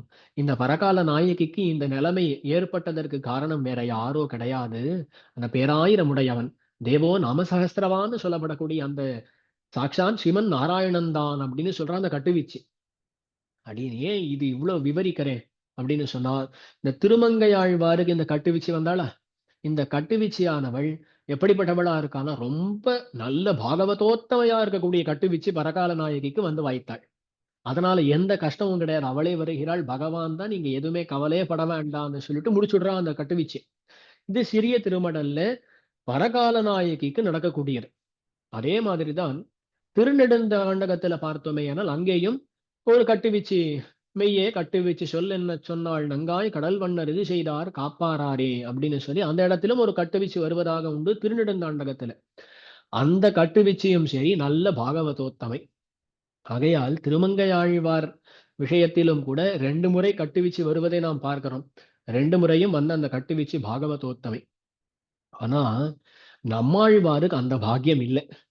நம்மாழ்வாருக்கு அந்த பாக்கியம் இல்லை. என்னாச்சு சுவாமி அப்படின்னு கேட்டா, திருவிருத்தம் அந்த பிரபந்தத்துல சின்மொழி நோயோ கழிபெறும் தெய்வம் இந்நோயினதன் இன்மொழி கேட்கும் இளந்தெய்வம் அந்நிது வேல நெல்நீ என்மொழி கேள்வின் என் அம்மனமீர் உலகேழும் உண்டான் சொல்மொழி மாலை அந்தண்ணந்துழாய் கொண்டு சூட்டுமினே அப்படின்னு சொல்லி ஒரு பாசுரம் உண்டு. அதாவது அதே போல திருவாய்மொழியின் எடுத்துக்கொண்டோமேயானால் தீர்ப்பாரையாமினி அப்படின்னு சொல்லி வெறிவிலக்குதல் அப்படின்னு சொல்லி ஒரு பதிகம் அதுலேயும் உண்டு. இந்த 2 இடங்களிலும் 2மே வெறிவிலக்குதல் தான். திருவிருத்தத்துல இன்னும் கூட சில இடங்கள் இருக்கலாம் அப்படின்னு சட்டுன்னு ஞாபகம் வருவது இந்த ஒரு இடம். அப்போ அந்த 2 இடத்திலும் என்ன ஆகிறது அப்படின்னு கேட்டா, நம்மாழ்வார் பராங்குஷ நாயகியா இருக்கார். பகவானை விட்டு பிரிந்து ஒரு நோய்வாய்ப்பட்டவளை போலே மயங்கி இருக்கிறார். இந்த சந்தர்ப்பத்துல உங்களுக்கு ஏதோ ஆயிருக்கு, நாங்க அதை குணப்படுத்திடுறோம் அப்படின்னு சொல்லி ஒரு கட்டுவீச்சு மற்றவர்கள்லாம் வருகிறார்கள். யார் வருகிறார்கள்னு கேட்டா, தேவதாந்தர பரர்களா இருக்கக்கூடியவர்கள் வருகிறார்கள். எங்க தெய்வம் தான், மற்ற தெய்வம் தான், நாங்க என்னமோ பண்ணிடுறோம் அப்படின்னு சொல்லி அவர்கள் அங்கே வந்து எப்படியாவது பராங்குஷ நாயகியை வசப்படுத்தி விட வேண்டும் என்று பார்க்கும் பொழுது, அங்க தோழியானவள் இந்த மாதிரிலாம் நாம் ஒரு நாளும் காரியம் பண்ணக்கூடாது, பகவானுக்கு ஆட்பட்டு இருக்கக்கூடியவள் இவள் அப்படின்னு சொல்லி அறிவிக்க அதுக்கு மேல அதெல்லாம் நடக்கிறது. அப்போ அந்த தீர்ப்பாரையாமினி அப்படின்னு அந்த பதிகத்துல உன்னித்து மற்றொரு தெய்வம் தொழாள் அவனை அல்லால் நும் சொல்லி நுந்தோள் குலைக்கப்படும் அன்னமீர் மன்னப்படும் அரைவானனை பண் துபராபரி மன்னனை ஏத்துமின் ஏத்துதலும் தொழுதாடுமே அப்படின்னு சொல்லி இந்த ஒரு பாசுரத்தை, இந்த தீர்ப்பாரையாமினி அப்படின்ற ஒரு திருவாய்மொழியையே நம் மன்னார்குடி ராஜகோபால எம்பெருமானுக்கு மணவாள மாமுனிகள் சமர்ப்பித்ததாக நாம் கொண்டாடுகிறோம். அப்ப அந்த பதிகம் என்ன அப்படின்னு கேட்டா, தேவதாந்தரபரர்களா இருக்கக்கூடியவர்கள் வந்து இவளுடைய நோயை குணப்படுத்துகிறோம் அப்படின்னு சொல்லி பிரயத்னம் பண்ண முயலும் பொழுது தோழியானவள் விலக்குகிறாள். அதெல்லாம் நமக்கு கூடவே கூட அந்த சம்பந்தம் வந்தால் இந்த பராங்குஷ நாயகி தாங்கவே மாட்டாள், தேவதாந்தர சம்பந்தத்தை பொறுக்காதவள் அப்படின்னு சொல்லி விலக்குகிறாள். பாருங்க, திருவிருத்தமா இருந்தாலும் திருவாய்மொழியா இருந்தாலும் பராங்குஷ நாயகிக்கு வாய்த்த அந்த கட்டுவீச்சியா எப்படின்னு கேட்டா தேவதாந்தர பறையா இருக்கக்கூடியவள் உண்டு. இங்கேயும் கட்டுவீச்சு வந்திருக்கா. ஆனா பரகால நாயகிக்கு வாய்த்த கட்டுவீச்சு பாகவதோத்தமையாக இருக்கக்கூடியவள். அப்போ சாமியம் உண்டா அப்படின்னு கேட்டா, ஆமா கட்டுவீச்சு வந்தானதுல சாமியம் உண்டு. ஆனா எவ்விதமான கட்டுவீச்சுன்னு சொன்னா அதுல வேற்றுமை இருக்கு அப்படின்றதை நாம் இந்த இடத்துல பார்க்கலாம் அப்படின்றதையும் தெரிவித்துக் கொள்கிறேன். அப்போ சிறிய திருமடல் திருநெடுந்தாண்டகம் என்று பார்க்கும் பொழுது இந்த அம்சங்கள்ல ஒற்றுமைகள் வேற்றுமைகளை கண்டு கொள்ள வேண்டியது. அதுமாதிரி கடைசியில திருநெடுந்தாண்டகத்துல ஒரு அம்சத்தை சொல்லி அடியன் முடிச்சுடுறேன். திருநெடுந்தாண்டகத்திலும் கூட இந்த தானான பேச்சு உண்டு, பரகால நாயகியாக பேசுவது அப்படின்றதும் உண்டு, தாய் பாசுரங்களும் வரும் திருநெடுந்தாண்டகத்துல. அது தனி அனுபவம். அதுல ஒரு இடத்துல முளை கதிரை குறுங்குடியுள் முகிலை முவா மூவுலகம் கடந்தப்பால் முதலாய் நின்ன வளப்பரிய வாரமுதை அரங்கமேய வந்தனனை விளக்கொளியை மரதகத்தை திருத்தண்காவில் வெக்காவில் திருமாலை பாடக் கேட்டு வளர்த்ததனால் பயன் பெற்றேன் வருகவென்னு மடக்கிளியை கைகூப்பி வணங்கினாளே முளைக்கதிரை குறுங்குடியுள் முகிலை. அதுல என்ன ஆகிறது அப்படின்னு கேட்டா, இந்த இது திருநெடுந்தாண்டகம் ஆகையால் பரகால நாயகி. அதுல முளைக்கதிரை குறுங்குடியுள் முகிலை மூவா மூவுலகம் கடந்த அப்பால் முதலாய் நின்று அளப்பரி ஆரமுதைன்னு சொல்லி அது விஷயம். அதுல என்ன ஆகிறது அப்படின்னா, இந்த பரகால நாயகி ரொம்ப தளர்ந்த ஒரு நிலை. அந்த தளர்ந்த ஒரு நிலையிலே இந்த பரகால நாயகனுடைய ஒரு கிளி இருக்கு. அந்த கிளி என்ன பண்றதா, அவளுக்கு பக்கத்துல வந்து பகவானுடைய திருநாமங்களை எல்லாம் சொல்றதாம். திருநாமங்களை எல்லாம் சொல்றது, திருநாமங்களை எல்லாம் சொல்றதுனால இந்த பரகால நாயகியால கொஞ்சம் தரித்து இருக்க முடியறதாம். அந்த கிளியினால இவள் கொஞ்சம் தரித்து இருக்கிறாள். அவள் எழுந்து சொல்றா, வளர்த்ததனால் பயன் பெற்றேன் வருகா. நல்லவேளை உன்னை வளர்த்தேன், உன்னை வளர்த்ததுனால இன்று எனக்கு தேவைப்பட்ட சமயத்துல சரியா அந்த எபெருமானுடைய திருநாமங்களை எல்லாம் சொல்லி என்னை உயிர் தரிப்பித்தாயே என்று அந்த மடக்கிளியை கைகூப்பி வணங்கினாளாம். இவ வளர்த்திருக்கா அந்த கிளியை, இவளாக பாலெல்லாம் ஊட்டி வளர்த்திருக்கிறாள்.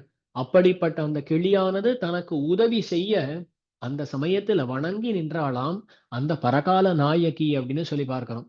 அப்போ இந்த பரகால நாயகி வளர்த்த இந்த பறவை இருக்கு பாருங்க, கிளியாகிற பறவை, அது என்ன பண்ணிட்டு அப்படின்னு சொன்னா, சரியான சமயத்துல சரியான நாமங்களை எல்லாம் சொல்லி இவளை உயிர் வாழும்படியாக செய்தது. ஆனா பராங்குஷ நாயகி இருக்கா இல்லையா, இந்த பராங்குஷ நாயகிக்கு கொஞ்சம் சற்றே வேறு.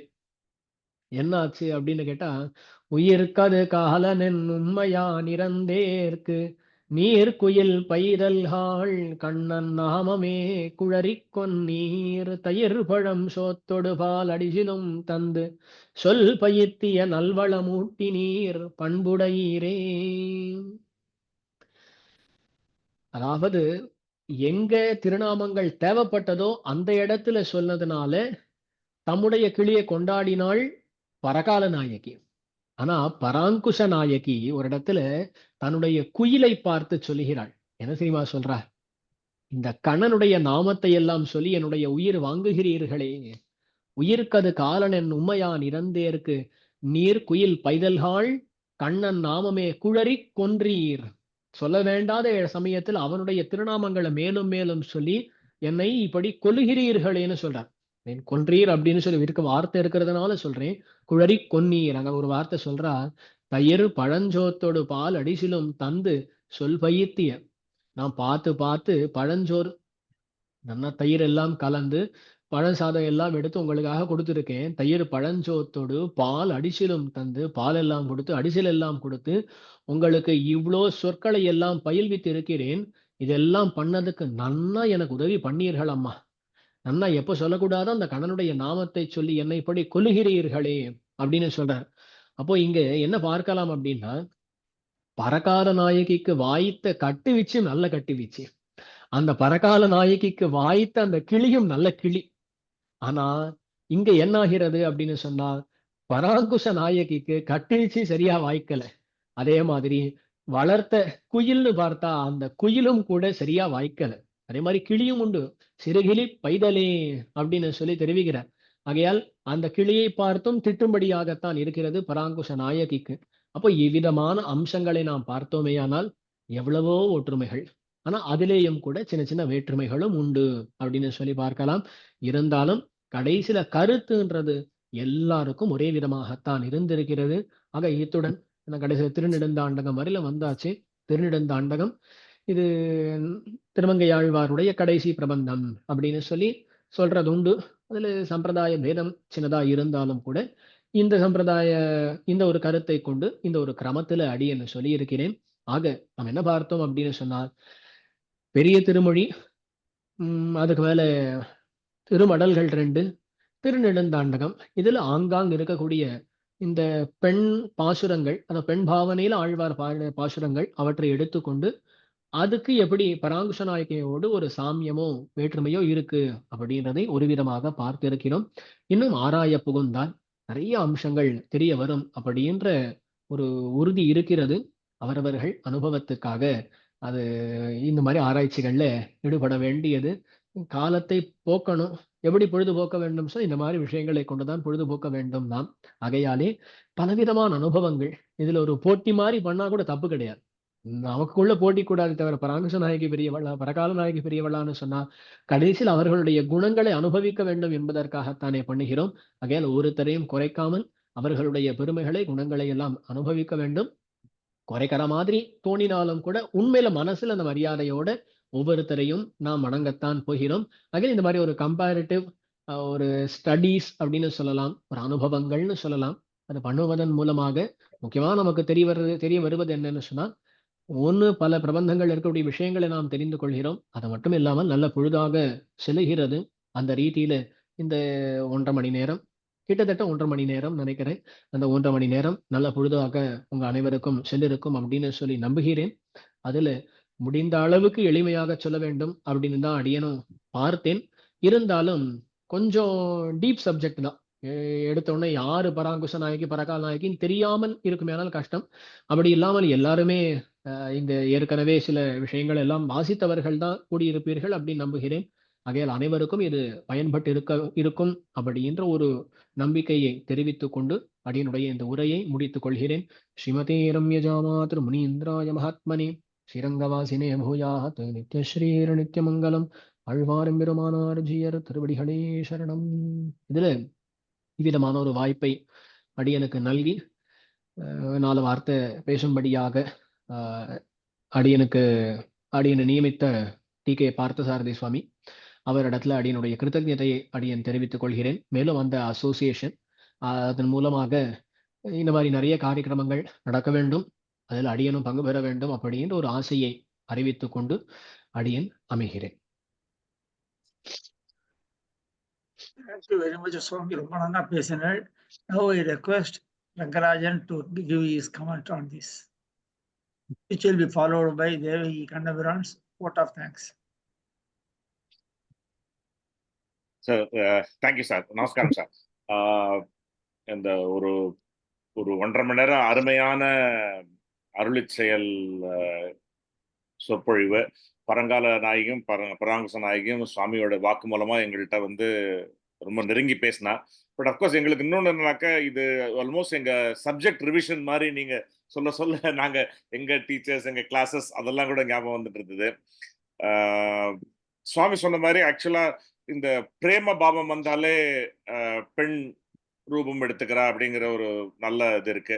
அதுக்கு இன்னொரு காரணம் கூட இருக்கலாம்னு எங்க ஆசிரியர்கள்லாம் சொல்லியிருக்காங்க.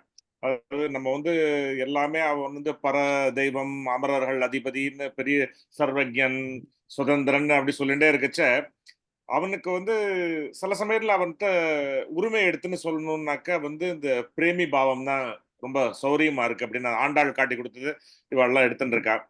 அப்படி வரைச்ச வந்து பிரேமி பாவத்துல உரிமையான ஒரு கோச்சுக்கலாம், ஒரு வார்த்தைகள் சொல்லலாம், நீ வராதன்னு போய் சொல்லலாம். அந்த மாதிரி அதே உரிமை வந்து ஈக்குவலா தொழிக்கும் இருக்கு, பெண்ணுடைய தாயாருக்கு இருக்கு. அந்த பாவனையில உரிமை எடுத்து சொல்ற நிறைய விஷயங்கள் சொல்ல முடியறது. ஆக்சுவலா இதுல வந்து பர்டிகுலரா நீங்க சொன்னதுல எங்களுக்கு என்னன்னு புரிஞ்சுன்னா, ஸ்ரீரங்கத்து பெருமாளுக்கு பிரணய கலகம், தாயார்கிட்ட நிறைய ஒரு கெஞ்சி கூத்தாடி அதெல்லாம் பண்ண வேண்டிய விஷயம் எல்லாம் இருந்திருக்குன்னு தெரிஞ்சா கூட, இந்த பராங்குச நாயகி பராக்கல நாயகி 2 பேரும் தாயார் பதிகம் வந்து படிக்கிறதுனால அவருக்கு மாமியார்கிட்டையும் கொஞ்சம் கஷ்டம் இருந்தது அப்படின்னு உங்களை சொற்பொழிவு மூலமா எங்களுக்கு தெரிஞ்சது. ஆக்சுவலா இது பெருமாளுக்கு மட்டுமா இல்ல ஸ்ரீரங்கத்துல எல்லாருக்குமாங்கிறது நீங்க தான் கன்ஃபார்ம் பண்ணணும். ஆக்சுவலா ஓகே. ஸோ பட் இந்த 1.5 மணி நேரங்கிறது எங்களுக்கு ஒரு நல்ல ஒரு அருமையான ரிவிஷனாகவும் இருந்தது. இந்த சாமியத்தையும் காட்டி வித்தியாசத்தையும் காட்டி அருமையா இருந்தது. ஆக்சுவலா இதுக்கு வந்து இந்த இவ்வளவு சீக்கிரத்துல முடிக்கிறதுங்க முடியவே முடியாது. சிறிய திருமடலுக்கே நீங்க சொன்ன மாதிரி ஒரு செஷன் வேணும். நீங்க வந்து ஆக்சுவலா உங்களுடைய சொற்பொழிவுகள்லாம் ரொம்ப பாப்புலர். வந்து வேதாந்தமும் சரி, அருள் செயலும் சரி, வைஷ்ணவத்துக்குள்ள கேள்வி பதில்களும் சரி நிறைய நாங்க ஃபாலோ பண்றோம்.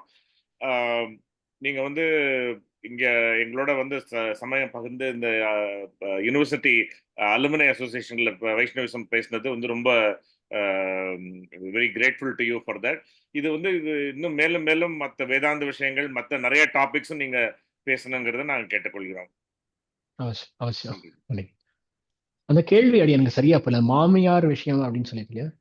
இல்ல அதாவது இப்ப ஸ்ரீரங்கத்துல வந்து 2 பேருமே தாயார் பதிகம் இருக்கிறதுனால நாயகிய சரியா கவனிக்கலன்னாக்க நாயகிட்ட மட்டும் தொல்லை இல்ல, நாயகியோட தாயாரும் அப்படிங்கிற அந்த ஒரு கஷ்டம். ஆக்சுவலா அவர் அந்த இதுலயே கங்குலும் பகல்லே சொல்றா, உங்க ஸ்ரீரங்கத்து காவிரி ஆற்றுல இருக்கிற மீன்கள்லாம் கூட நல்லா கொழுத்து நல்லா இருக்கு, என்னுடைய திருவரங்கத்தாய் அப்படின்னு என்னுடைய பெண் இழைத்திருக்கிறாளேன்னு. அதனால நாயகியும் சந்தோஷமா வச்சுக்கணும், மாமியாரையும் சந்தோஷமா வச்சுக்கணும். அதனால வந்து அது ஸ்ரீரங்கத்துக்கு அது ரெண்டா பார்க்கலாம். கடைசியில எல்லா மாமியார்களுக்கும் வேண்டியது என்ன, தன்னுடைய பெண்ணை நல்லா பாத்துக்கணும், அவ்வளவுதான். அதேதான் அதை பண்ணா அவ தன்னுடைய சந்தோஷப்பட்டுடுவா. ஆமா. Now I request Devaki Kandabiran to propose the vote of thanks.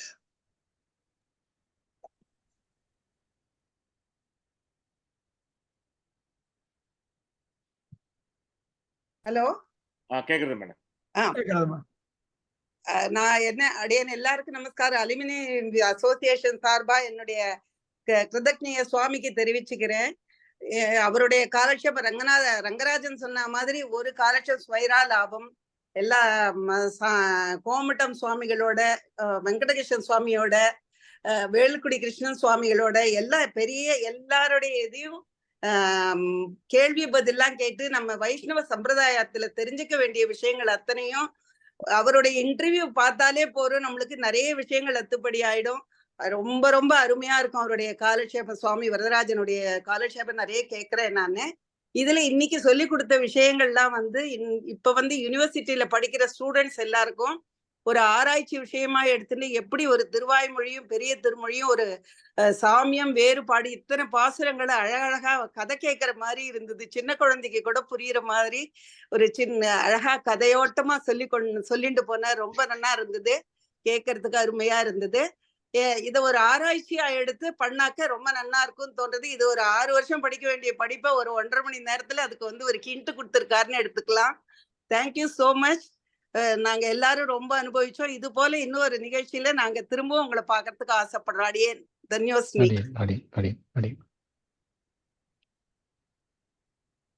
Madhan Gopal, we will close.